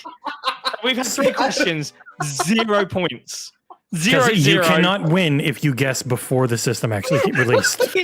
If it's the first tie ever, do both patrons get a game code? That's Sure. funny. That's funny. It's not going to tie, but that's Except for I funny. will just go to Wikipedia and keep grabbing them until when someone wins. Oh, come on Gentlemen, now. what year did Gun.Smoke release at the arcade? Arcade. Fudge. I don't even. How old is Capcom as a publisher, man? I don't flipping. Screw it. I don't know. You never played 90s? Gun.Smoke? No, I've never played Gun. I played it because it was in a thing I reviewed. A collection. I was about to say, the fact Jesse's played it means it might be arcade-ish, but No, it was let's an see. incredibly old game. No one in chat has even gone back far enough. Give me your years in 3, 2, 1. Go. Give me your year. God's God sake. damn it. I was about to 93. change my answer after what you said. Not gonna lie. I was about to go to 88. What did he You put? tried, John. You're still wrong. 85. Get fucked. What? What? I'm going to wait and cheat. I wouldn't have given it to you because you took too long. Gentlemen, what year did Harvey Birdman, Attorney at Law, release on the Wii? I hate this game. Why did I not recognize any of these goddamn games? I Before I recognized. I should've despise gotten this that. game. I But, don't like it. That's the whole point of it. Wait, when did the Wii come out? Did we come out after the 360? It did, right? I can't remember. Yeah. Man. Came no, out it in didn't. 2006. No, I don't believe You it. should now know that the Wii U came out in 2012 because I literally just Yes. told you Yeah, that. yeah, So no, I that thought I you said got. the Wii. I thought you said the Wii. This No, is the Wii. Yeah. So Yeah, it gives you an and the Switch idea of came when the out Wii was on, 2016. was out. It was out until getting games until at least 2012. Gentlemen, give me your year in 5, 4, 3, 2, 1. 07 and 06. It came out, in fact, in 08. 1 point for Handsome Nick. Yes, I knew it. Yes. Motherfucker. Booyah. I mean, I still got it wrong, but hey, the rules of the game. Gentlemen, All right. what year did Willow release in the arcade? Like, based Matt off that old movie? Mornigan! Are you serious? Uh, Dun, I know when we dun, like Like dun. 60s? Dun, Like, dun, dun.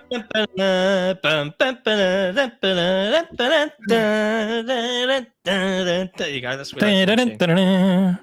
Give me your years in 3, 2, 1. I was That more of a wrong. never-ending story kind of guy. God damn it. John now has the lead. He got it correct. 1989. It was 89? Cue movie buff knowledge. I was close. Wait, did Willow come out 89? Yeah, I think so. It was Ron Howard and, Yeah. Jesus Christ, I can't remember his name. I feel bad. Great more of a little never-ending- person actor. Can't Never-ending remember. Story guy. Jesus Christ. Warren. Warwick Davis. Yeah, Warwick. And It was Val super cool name. Kilmer and Joanne Wally, and they ended up married. Mm. Gentlemen, what year did Super Ghouls and Ghosts release on the Super Nintendo Entertainment System? SNES? I don't. When was this? When was? Oh my this? God, John, we've done this enough. You should have I a don't base remember, idea. bro. I don't Oh remember. shit! I don't know. When was the SNES? No one tell him. Just give me the year the SNES. Gentlemen, released. give me your years Oh, in no, come on, 5, we're all friends 4, here. 3, 2, 1.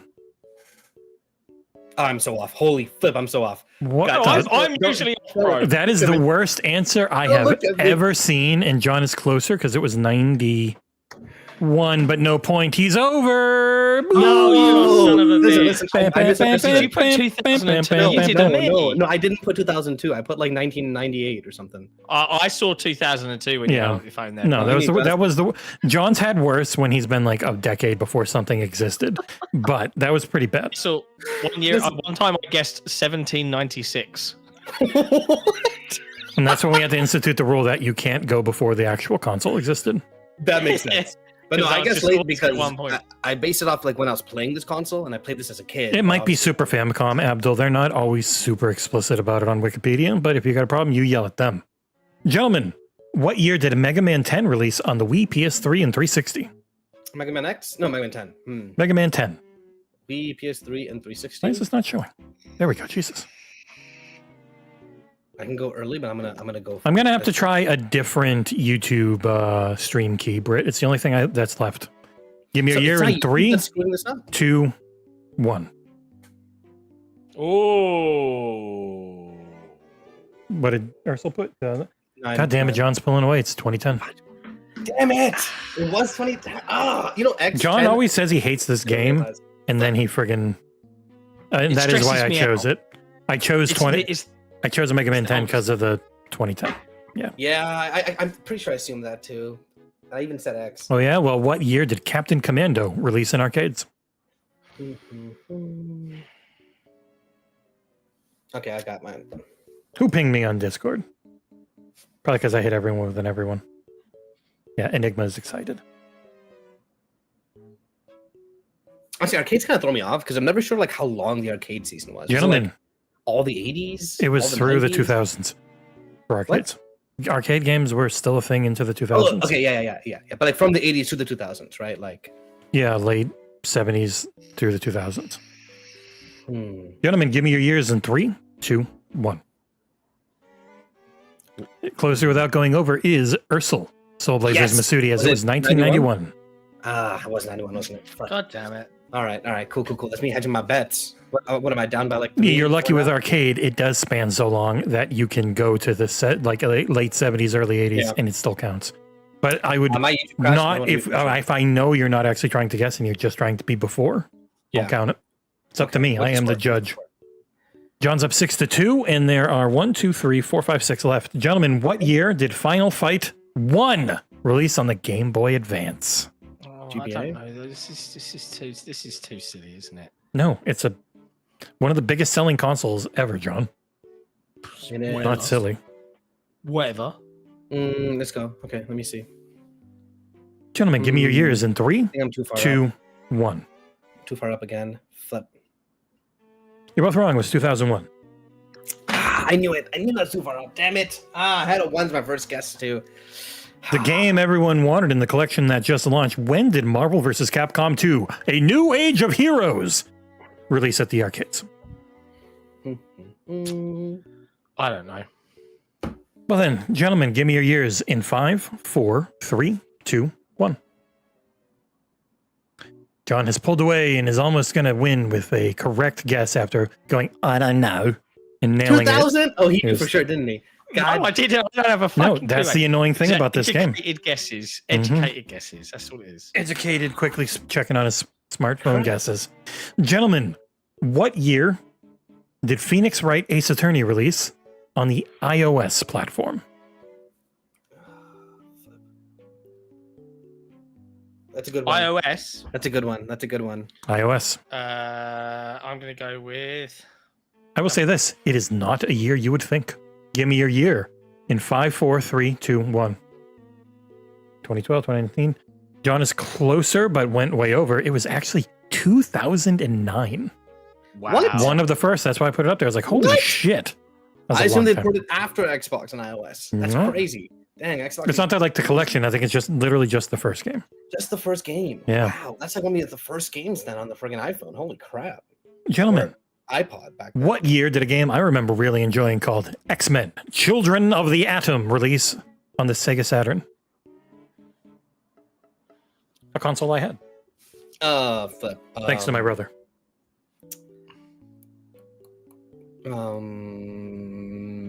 Mr. Hipshot also got that Ace Attorney thing right. Now he's demanding an Avowed code. He's also just Googling everything I know because he's getting them all right. Gentlemen, give me your years in 3, 2, 1. You're both way over. It was 95. Damn. Sega Saturn did not last that long. 99 would have been the Dreamcast. Yeah, I said 98. Yeah, it could have been 90. Yeah. All right, there's 2 left. Aarsal would have to somehow get both of them so right that I give him extra points because he's down 7. Gentlemen, for funsies, what year did Devil May Cry 4 release on the 360 and PlayStation 3? DMC 4. I Oh. feel like I should know this. I think I remember when this came out. Was that DMC itself? Ooh, and very quickly, why, thank you so much, Austin T. He's giving me a link. Whoever gets it first gets themselves a Xboxera Patreon membership for a month. Go. Whoa, go, jump on that. Thank you, That's some good Austin shit. T. Oh, that's cool. Hey, thanks, Austin. You said DMC 4. DMC 4. Gentlemen, give me your years in 3, 2, 1. You're both over. It was 08. Damn it! I knew it was earlier because it came out before DMC, like Devil May Cry, which I think was like 2011. Oh, I was confusing it with DMC. Yeah. Yeah. Final one. Ooh, there's 2 of them in there, so 2 of you can win. Thank you, Austin. Ah. Gentlemen, what year, for funsies again, as John has one, did Pocket Fighter release on the Wonder Swan? What? Can we get a 50-50 on this? You can get nothing. Can I call a friend? It's right. What? Okay, can you just explain to me Have you what never type heard- of device? It was it was a tiny little is? handheld gaming thing. Did it come out From- before or after the It GBA? was from Bandai, believe it or not. Oh. Oh. hmm I What don't was, know. what was the name of the game again? It was around the millennium when it released. Give me your years in 3, 2, Wait. What's the name of the game? One. What's the name of the game? Pocket Fighter. Okay, cool. 2002 for John, 2001 for 'Aarsal. You're both over. It was 2000. Oh, This is the lowest. This is the lowest score. Oh my god! This is the lowest What Year, My Dear score I can remember. I am wildly embarrassed for both of you. Well, commiserations to Burnt Toast, but congratulations to Iron Arse Hands. If you reach out to Jesse either via the Patreon, our Discord, which is discord.gg/XboxEra, or on our forums, forum.xboxera.com, and Jesse will let you have a look in his big, hairy purple sack of game codes, and he'll shoot one over. It's an Excel spreadsheet. Please don't be a weirdo. Goddamn it. Sorry. British people are weird with that name. You know? I'm not rich. No, I said you weird British people. Oh, okay. Yeah, that's fair. There's a lot of us that are pretty weird. I am sorry, chat. I am not the best at this. At least wasn't as bad as some of our friggin'. You're close to the worst. Name a game ones. All right. Tiny Soft still gives me almost nightmares. Like, not Tiny Soft, Tiny something, Tiny Squishy. We have a T-shirt for it. We suck at selling our merch, by the way. If you go to XboxEra.com, you look up above. There's a merch store where you can get shirts like this, the Xbox Era Review Crew. We've also got ConsoleWarsGames.com. If you want to get like the Mood shirt or some of the other ones, they're right there. Money just goes in a fair amount to us, and you get something cool. So it's a win-win. It is true. Should definitely do that. It's not YouTube. YouTube Super Chats, half of it goes to YouTube generally. Yeah. It's worth saying as well, like, just a heads up, Aarsal, Tiny Squishy made it into Console Wars the card game in the DLC pack. Yes. Oh, in the DLC pack. So no way. I think it's in the DLC pack. I have some great ones, but they don't fit because Console Wars, a lot of people had ideas, but it has to fit the typeface and the size of the actual game logo that it's lampooning legally. Yeah. I suppose I should briefly mention it. You might have seen a little advert of sorts for Console Wars, the card game at the beginning of the show. I don't know. Can we play it again just in case people missed it, just so they can have a watch? Sure. Can we press that button again just so you can check it out? Where the hell was it? There it is. Here's how to play Console Wars the card game in just 60 seconds or less. With the deck set up, deal all players 5 cards. Then deal each player a randomized perk. These do cool things, and all of the instructions are on the cards. To win the Console Wars, you need to build 4 complete genre sets of game cards in your portfolio. Shooters, indies, action-adventure. So if you missed that advert... And there was more to it the first time. Yeah, it's a minute long, because I was challenged to, can I break down how you play this game in less than a minute? And yes, I can, because it's super simple to play. I'm delighted to say that the games are shipping from China, I think on Monday, which is exciting news. Nice. They're on their way to our fulfillment centers in both the UK and the US. Now, I'm hoping that because of it's no longer Chinese New Year, the prices have come down a bit. I will try and pay enough to get them on a slightly faster boat. But the aim is that they'll be winging their way to you via various carriers around mid-March. Are you okay there? I just read Hytham's question in the PS at the end. I know. It's so funny. We'll get to it. It's a good one. It's a great one. I read it earlier. I will not read it. So, yes. I don't know what's happening with the tariff side of things. I don't know if it applies. It is all delayed. All of it.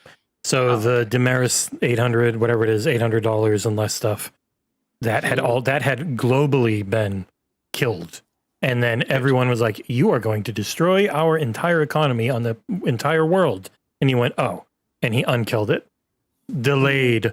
And now with Canada and Mexico, they've both been delayed by agreeing to do the things they agreed to do in December. Again, none of it will happen right now. I do know some businesses that are still kind of like playing it safe, not sending things because they want to wait and see what happens at the end of the month. It's still kind of up in the air a little bit. We're not gonna wait. Yeah, good. I'm seeing people respond to our tease, asking us to ask the hardball questions. One, I can't go back in time, and two, like the tease. No, you said you made a time machine. The tease is the interview itself, showing the interview has been done. Oh No, god. please understand the reason that we're not on national news media. If you ask a hardball question, you'll get an awkward non-answer. Like I can just put the entire interview up right now with no sound. But we're not going to. Like it's right here. It's just him talking. The whole thing's there. I could go through the entire thing. Where Phil's smiling a lot because he likes it so much. I have already, and I'm going to make it live now. I have already scheduled next week's podcast. It is essentially Phil Spencer really likes us, so he's on the show. Because I will say, to tease, Phil talks very positively about us, and it was very nice. It was very nice. He was very kind, actually.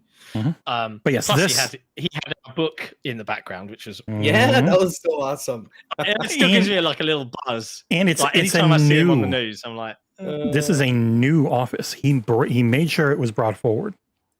yeah, And he had it for all the interviews. It's not like he just brought it out just for us. Yeah, no, it's on the It- shelf, baby. Mhm. It's just a part of his shelf, much like the sword Miyazaki and the team gifted to him from Elden Ring, which I am jealous of because it looks amazing. Yeah. I got to make this public now. It had been private. Bam! There's next week's podcast up. So, just wrapping up the console wars stuff. So, yeah, we're not going to delay shipping it or anything like that. It's leaving next week. We're aiming to get them out in March, and I just wanted to be open with the community about what's happening next. We are then planning. So, we wanted to make sure that backers got their games before anybody else. That was the primary goal. Then the next step is we are going through a rather complicated but necessary review program. So we have collected, I'm going to say around 20 to 30 different outlets, content creators from the board game community, tabletop websites, magazines, things like that, as well as YouTubers and video game websites. And we're sending out review copies with an embargo, and the embargo day we'll be launching our it's not live Amazon. It's not live. This is why I was emphasizing it so much earlier. Yeah, so there you go, that's console wars. But yes, It's really weird. It's a recorded interview. Yes, John, Already it's done. weird being on the opposite end now, in terms of like usually we just review stuff, right? But now being the person giving stuff out for review, that's got to be a weird feeling. Very. It is a weird feeling. It is a very strange side of things because, like, and we think about this when we review games, right? Especially for smaller developers, we get so many emails. Like, we could be doing 4 reviews a day. Like, that's how many emails we kind of get week in, week out, right? Yeah. For all sorts of small games, all the way up to big games. The reality is we're only human. We can only do so much. But when you do play a smaller game, and if it's great and it excels, then it's wonderful to write about. But when it's not great, or there were seeds of a good idea, but they're buried under this or that or the other, it's really hard to do that to someone that's created something. So I do have to put my big boy pants on and kind of just brace myself, because there are going to be people that don't like this game. Like, that's just a given. I have to understand that and let that happen. But I'm also confident enough to know that it is a great game in and of its own right. Like, it's been play tested, it's been fine-tuned, it's been publicly thrown at the wolves, and the feedback we've got was virtually unanimously positive. There was one German man in Gamescom who looked at the game names and he went, "What is this?" I explained it as parodies of video games. He went, "I do not approve of this," and he left. And that was the negative review from Gamescom. So yeah, we will. So backers first, then review copies out to content creators, publications, and so on, and then when the embargo on those reviews lifts, we'll be launching our own branded Amazon store. We're doing Amazon fulfillment, so this is Amazon Prime. So if you have a Prime subscription, you should be able to pick up the game in the UK, the US, Canada, Mexico, and mainland Europe. Australia, sorry folks, just bear with me. There's only even doing this much was risky. We just need to see how things go, and then we'll go from there. But it's exciting. You know what else is exciting? I've got another tease. I'm learning Unreal Engine to work. I'm kidding. I'm not. Nah. I actually am. I'm taking a course on it. Oh, you really? That's Well, cool. It's That's a cool. volunteer course, but it's kind of interesting. Maybe when you finished in 5 years or whatever the case may be, we'll try and make it into a video game. You know, maybe one day. Yeah, right. Unreal. Yeah. Well, that's maybe a bit much. Can you do Unity instead? I don't know. Right. It's all very exciting stuff, and we are again wouldn't have been possible without the people watching this show. Like, you honestly, we are so grateful. I personally, on a very personal level, you've made a dream come true in many, many ways. I know Jesse definitely feels the same way. And I won't speak for you, Aarsal, but I know that a lot of the team love doing this. Oh yeah. You know? Dude, just like at Gamescom, right? When you see the same people come back again the next day because they just want to play the game again. Yeah, it was so like cool to see. You're here in Germany. You're here. You probably flew out from who knows where. You're here to experience the event, and you want to spend a couple hours of the day just sitting down in this really kind of like low budget looking area, right? I am pleased to say we are doing UK Games Expo. So if you're in the UK and you're watching the XboxEra podcast, or if you're listening on Spotify, if you're heading to the Birmingham NEC between the 30th of May to the 1st of June, you can come down to the UK Games Expo Hall 4.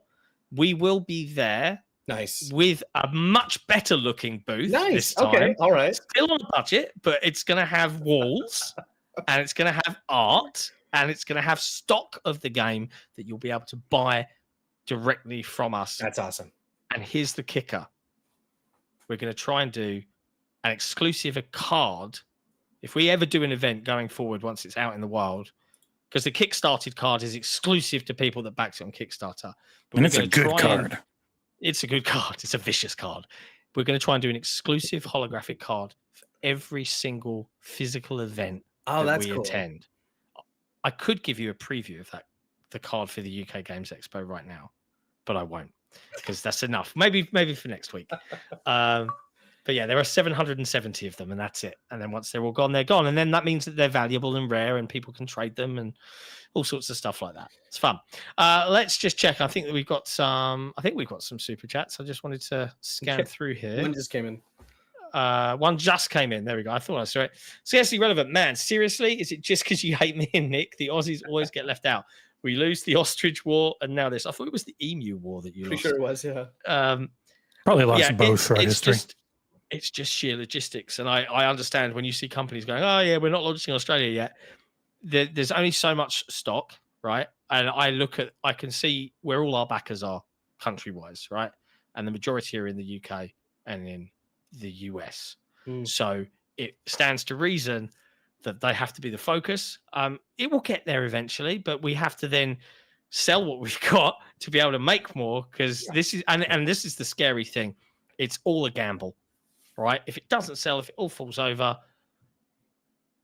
then what? Right? So we would ask deep storage space. Yeah, we would ask if you are, even if you backed it, tell someone else you know to pick up a copy on Amazon and then drop a verified, hopefully positive review. Honest, of the game. 5 stars, please. Yeah, and then that helps. Also, it's a great gift for anyone you know who likes video games, even tangibly. I would agree. You know? Do you think I should send one to Phil? I should send one to Phil, right? No, it's bribery. You already sent him one. Just send him a copy. 100%. This one I've not opened. This is actually a retail. This is straight off the retail line. Ooh. You can see it's still got the cellophane on. But that's the exclusive hot foil Console Warrior Edition. I'm getting yelled at by Nick in DMs. We need to make it very clear because of his OCD. Phil is on the show to celebrate us making it to episode 250, which we did already say, but I don't know why for some reason he's yelling at me again that we should make it very clear. In the tweet. I know. And so I'm saying like I don't know why you're yelling at me, Nick, in DMs. Calm down, Nick. I didn't need it's an interview. He's on to celebrate episode 250. The interview is not only about that. That's just a small part. Max, Console Wars. you're ordering it when it releases on retail, then you can go grab it. Yep. Yeah, we're not big enough logistics to have like full pre-orders and everything. We got to pre-order was at Gamescom. Well, no, honestly, I left. You could back it after we'd already won the Kickstarter. Until a month ago. Yeah, you could have still backed it for the Really? same price, and No you would have way. got the Kickstarted card. Uh, I left it open for months to allow yes, people Mac. to be able to do it. Amazon, but depending on your region, is where it would be available. Amazon, UK, US, Canada, Mexico, mainland Europe. No Australia this time around, or places that are like at war. Don't give them ideas, Tom. Yeah. Okay. Now, just to wrap things up, as always, as we end our episode, brisk, short and sweet, as they say, we're going to dive into a few community questions. If you have never heard this show before, then you might be surprised. What are community questions? What are they? They're a perk exclusive to our wonderful Patreon community where they get to send in their questions every week, and we try and dive into them and make sure that we cover things off. So let's dive into them now. Do you want to? Gaz is in the chat if you want to quickly tell him the good news. Septic sauce. What good news? He might not know that we're having Phil on next week. I think he would have seen it on Twitter, surely. Gaz is a man of the True. Twitter sphere, living under that And bridge. yeah, if you've got any social people. medias or anything, don't link to the YouTube. Link to the articles we put, like the main article we put up on the website, because that is just better for the business. You can clip whatever you want, not the whole thing, but like if you got a little segment or a question or something with one question, one answer, go for it, and please just link to the website. Yeah. So Hytham G, I didn't do it. You see? Thank you. Hytham G asks, despite that Halo TV series is cancelled and God know what is going on with the show, do you gents like to see an Rest in anime peace. series of Halo? And no, not Halo Legends like Animatrix, but a Halo anime series in general, as far as it's not crappy and more source material to Halo, as far as it's not ultra violent like the TV series and where Chief doesn't commit a crime by not keeping his pants on. But your gents' honest take? Aarsal, we'll go to you first. How do you feel about that? Yeah, I mean, I liked It Halo wouldn't Legends be a lot. an actual, but also like anime, like I do. An actual canon Halo would not be good It for anime. wouldn't. You have to be Also- very different for anime. We've gotten Western stories in anime like Wolverine, X-Men, stuff like that. It's generally not that good. Batman when they tried it. Yeah, like anime needs to be anime. I think an anime in the Halo universe would be super cool. Wouldn't be Master Chief centric, definitely not. But like they could do a whole anime in like the Sangheili homeworld, and they could make it flip and work. Mhm. Definitely. Yeah, and I think it's actually possible too because there's more and more Western partnerships with Japanese anime studios coming out where they don't got to be censored by Japanese broadcasting rules. So you get shows like Devilman Crybaby that's just like full on, all out. You know, like in both ways, the violence and other ways. It'd be cool. I'm down. Oh, I never ended the poll we did earlier. Our audience thinks, as far as Avowed's Metacritic and OpenCritic, 45% say 85 to 89, 30% say 80 to 84, 12% of crazy people say 90 plus, and 12% of other crazy people say sub 80s. Hytham hasn't finished his question. Though. No. He says, and this is for me. P.S. Is it offensive next week if I ask a date-related scenario where John is getting a divorce? I don't want to offend the man because he is a cool vape smoker. You're absolutely right. I am getting a divorce Yeah, you wrote that? from someone You're that I not separated cool, though. from 2.5, 3 years ago, and I'm in a long-term relationship of my own now. So yes, you can absolutely ask any dating-related question you want, Hytham. I am a big boy and I won't get upset. Next up, Jesse Brother has a quick question for Aarsal, and then wants to just talk about Apple. Yeah, man can write. Happy podcast 249. Yes, silly mafuggers. Aarsal, can Canada just name the awesome Charlie Angus as the new prime minister?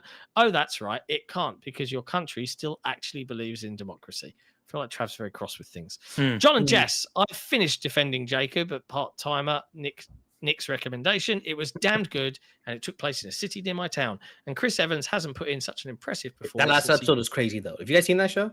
No. Okay, all right. I'll check it out. Since he transmogrified himself into Joe Biden towards the end of Avengers Endgame. I also completed Ted Lasso. Speaking of which, do you guys remember how I said I hated musicals? Well, they can be fun in small doses, like that part of Alan Wake 2. the I'm Just Ken scene in Barbie, the wedding scene in Beetlejuice, and now the musical scene in the final episode of Ted Lasso, which I understand is from The Sound of Music, a film I've never seen and never fucking will.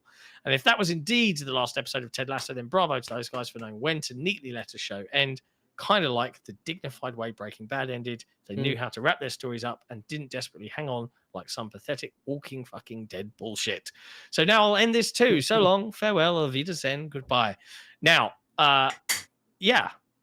What a statement. Not a question, but a statement. Yes. Yeah, lots of statements there. I would recommend, and I don't think I've heard Nick talk about it, Slow Horses. Oh, it's so good. I was going to ask you about it.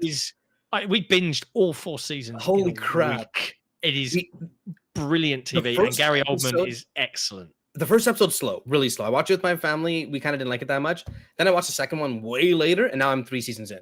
And like, I'm still watching. Yeah, it's so good. So I got Apple TV for Severance because I really wanted to watch it, and it's insanely good, like unreal good. This last episode, like I haven't seen the last episode. It is amazing. Episode 3. It is I'm watching it fantastic. tonight in like 2 hours. I will say this, Aarsal. It just said what?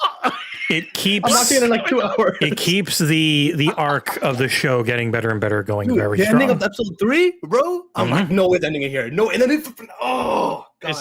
But we got Apple TV to watch that, and so I'm going to start catching up on other stuff.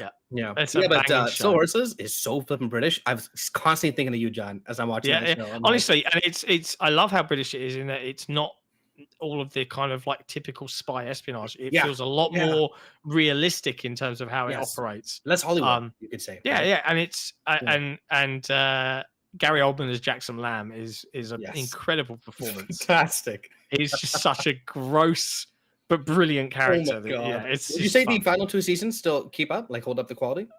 Yes. Yes. I think they got better and better. Wow. Yeah. Like a really, really interesting twist. Also, that show does not hold its punches. That's for sure. No, that's for sure. Holy crap! It's such a good show. Didact 3 is asking about remasters leading to sequels. Hi, not so beautiful panel. Sorry, it's just that Nick is something else. I've been wondering at the strategy of releasing remasters of long dead games franchises to prep them up for sequels. While there are already sequels announced for Ninja Gaiden and Onimusha, will we ever see in the foreseeable future a Castlevania sequel, a Metal Gear Solid one, Marvel vs. Capcom, Dead Rising, Legacy of Kain, etc.? Is it fair to measure a franchise's potential on the sales of remasters of really old games, which are usually pricey, low-effort ones that haven't really aged well? P.S. If you could apply that strategy to a dead game franchise you like, do you think it would do well? I swear I saw a studio teasing a new action-adventure type title, and they had worked on Castlevania previously, and the publishers of Castlevania had said that there's a new Castlevania game coming in at some point. Did I read that wrong? Was that the Metroid Prime? No, Metroid Dread devs teasing? I don't know. I forget. They're definitely teasing something. Konami's back into trying to make video games, so. Yeah. I think Konami have teased a Castlevania one. What strategy would you apply for a dead franchise that you like, that you think would do well? What would you try and bring back with a remaster? Halo CE. Oh God. Yeah, well, they're already working on that. But we know it doesn't always work though, right? Like Dead Space, I think is the clearest example. They made a fantastic goddamn game, didn't sell well enough. Any plans of a future game in the series are most likely canceled, right? Like, actually, I think we know they're canceled. Yeah, like it's known. I don't know. Are there franchises that old that you think would benefit from this? I mean, there's a lot, but I would like to see a remaster of Zool. Zool, the Necromancer. Who's Zool again? Zool, Amiga's platforming mascot. There to take the fight to Mario and Sonic. Sponsored by Chupa Chups. Probably not. There you go. I'd say Grandia if I had to pick a series just because I liked it playing. No, you want Legend of Dragoon. Yeah, but it's not a franchise. It's just one friggin' game. You want to make it a franchise? I would love it to make it a franchise. In the chat. Zool is not as good as I remember. I know. I know it's not. I did used to love Silly Putty, which did get a kind of report again. Do you remember Silly Putty? No. It was a platformer, and you were a blue ball of putty, and you could. Nope. and you could suck up. No, okay, it came out on You know what? PlayStation. Rock Band / Guitar Hero. Oh, It's yeah, back okay, in that's a good Fortnite. Dude, it's not good, man. I played I that know. up when Gamescom, and I thought it could have been way better. Like, I want Techno Cop. It wasn't. Techno Cop. Yeah, I guess it's not really a franchise, but it was this really weird, insanely gory Sega Genesis game. Like, he just murdered a kid in the footage, and when you killed someone, they exploded into guts and arms, and their head came off. Like, it was insanely violent for the 16-bit era. And you just murdered children, you shot guys in the dick, and they blew up. Like, it's crazy. It's such a weird thing. There's really pretty cool. ladies with Old boobs. weird games. Yeah. I just realized Gareth Williams in the chat is the Gareth Williams that we had on Yes. Press Engine Yeah. several weeks ago. He did just randomly put in the chat, there may or may not be a new putty game coming sometime soon. I'm like, whoa. Yeah, just dropping casualties in the chat like a cheeky monkey. You know what? Ninja Gaiden would have been my answer, but they're already doing it. So They've done it. It's back. Yeah. Last question from 99 Rukin.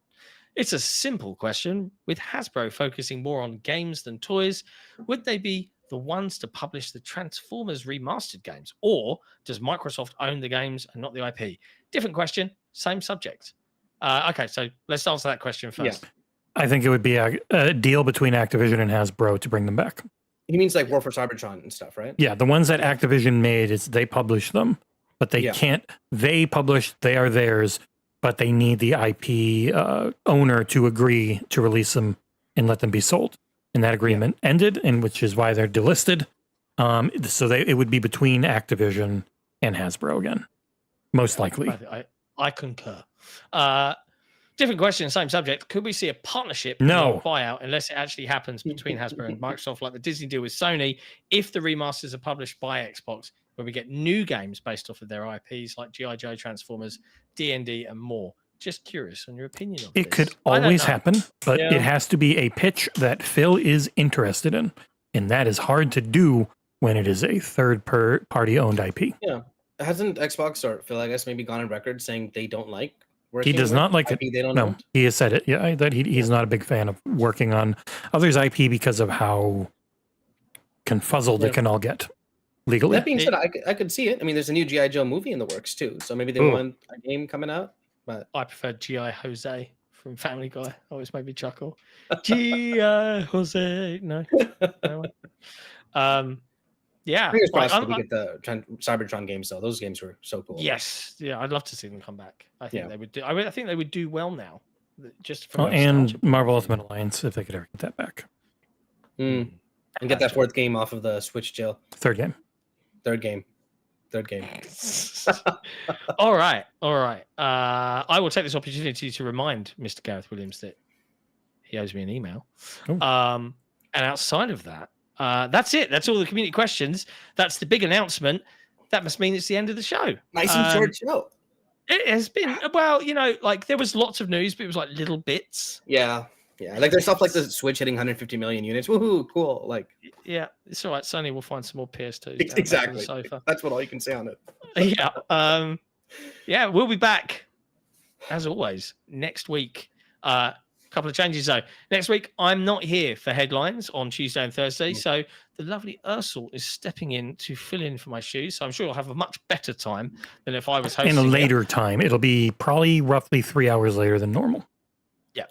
But you can look forward to several pieces of content next week, including the premiere for the South of Midnight preview that I have done, and Jesse's long-awaited Avowed review. Both on Headlines days. Tuesday, Headlines will be about South of Midnight's preview because I will make sure to play it before that, and I can talk about it. And then Thursday will be Avowed, and so those two episodes will be me talking to Aarsal a lot as he questions me about these things.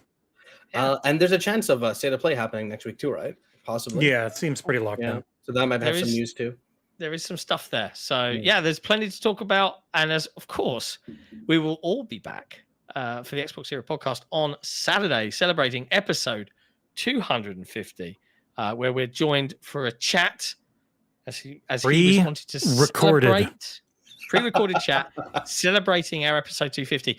I'm already getting personally ripped apart because XboxEra won't ask the hardball questions because we want to maintain access. What is a hardball question? Nick, Why are you, You sorry, not releasing Nick, this? Phil, why are you releasing games When is on- Fable on coming out, PlayStation? Phil? I'm not going to tell you. Oh, okay. Phil, show me real gameplay of Fable right now, right this minute, Phil. I need it. Like people don't actually know what an interview would be.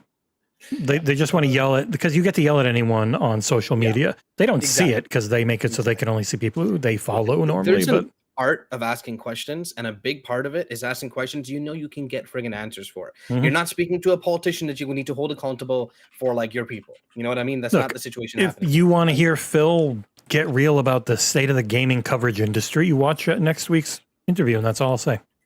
Yeah, he actually afforded me a chance to go rather poignant on things, which was nice. Mhm. And Nick has a nice little bit at the end I really liked. Yeah, Yep. yeah, it was really good. Yeah. There's a guy on Twitter that's been like, John only cares about access for his site. Spencer would never go on a podcast where difficult questions are asked, and XboxEra continue to provide the softballs. I'm just going to reply because I like winding up the trolls with like little fluffy clouds. That's the kind of questions we asked him. Little fluffy clouds. Poof. Oh, said Phil. Oh, I'll answer that. It's little fluffy. What do you think about clouds. Doge, Phil? What do you think about the state of America in 2025? Who did you donate to campaign-wise, Mr. Spencer? I would say from an interview perspective, if there was an opportunity to do something that's less celebratory and more 1v1 candid chat, About the industry. I'd love to do it, and I probably would ask slightly different questions. So when, in the FTC case, when we found out that you think GameSpot reviewers are fanboys, what was that all about, Phil? what did you mean by that? But that's my point. Like, we have to reiterate, he's here to celebrate you guys, the people watching this show, the people that have made XboxEra what it is. He loves our community. Yeah, our community are actually really lovely people. So lucky to have you. So get hype, have fun, be excited. It's going to be a lovely week in video games, and we will see you next Saturday. Until then, ciao for now. See you guys.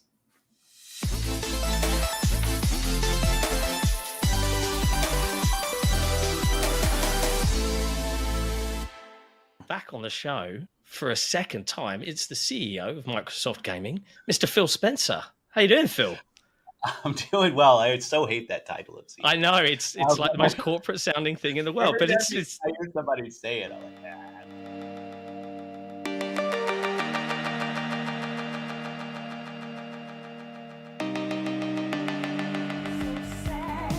I'm only happy when it rains.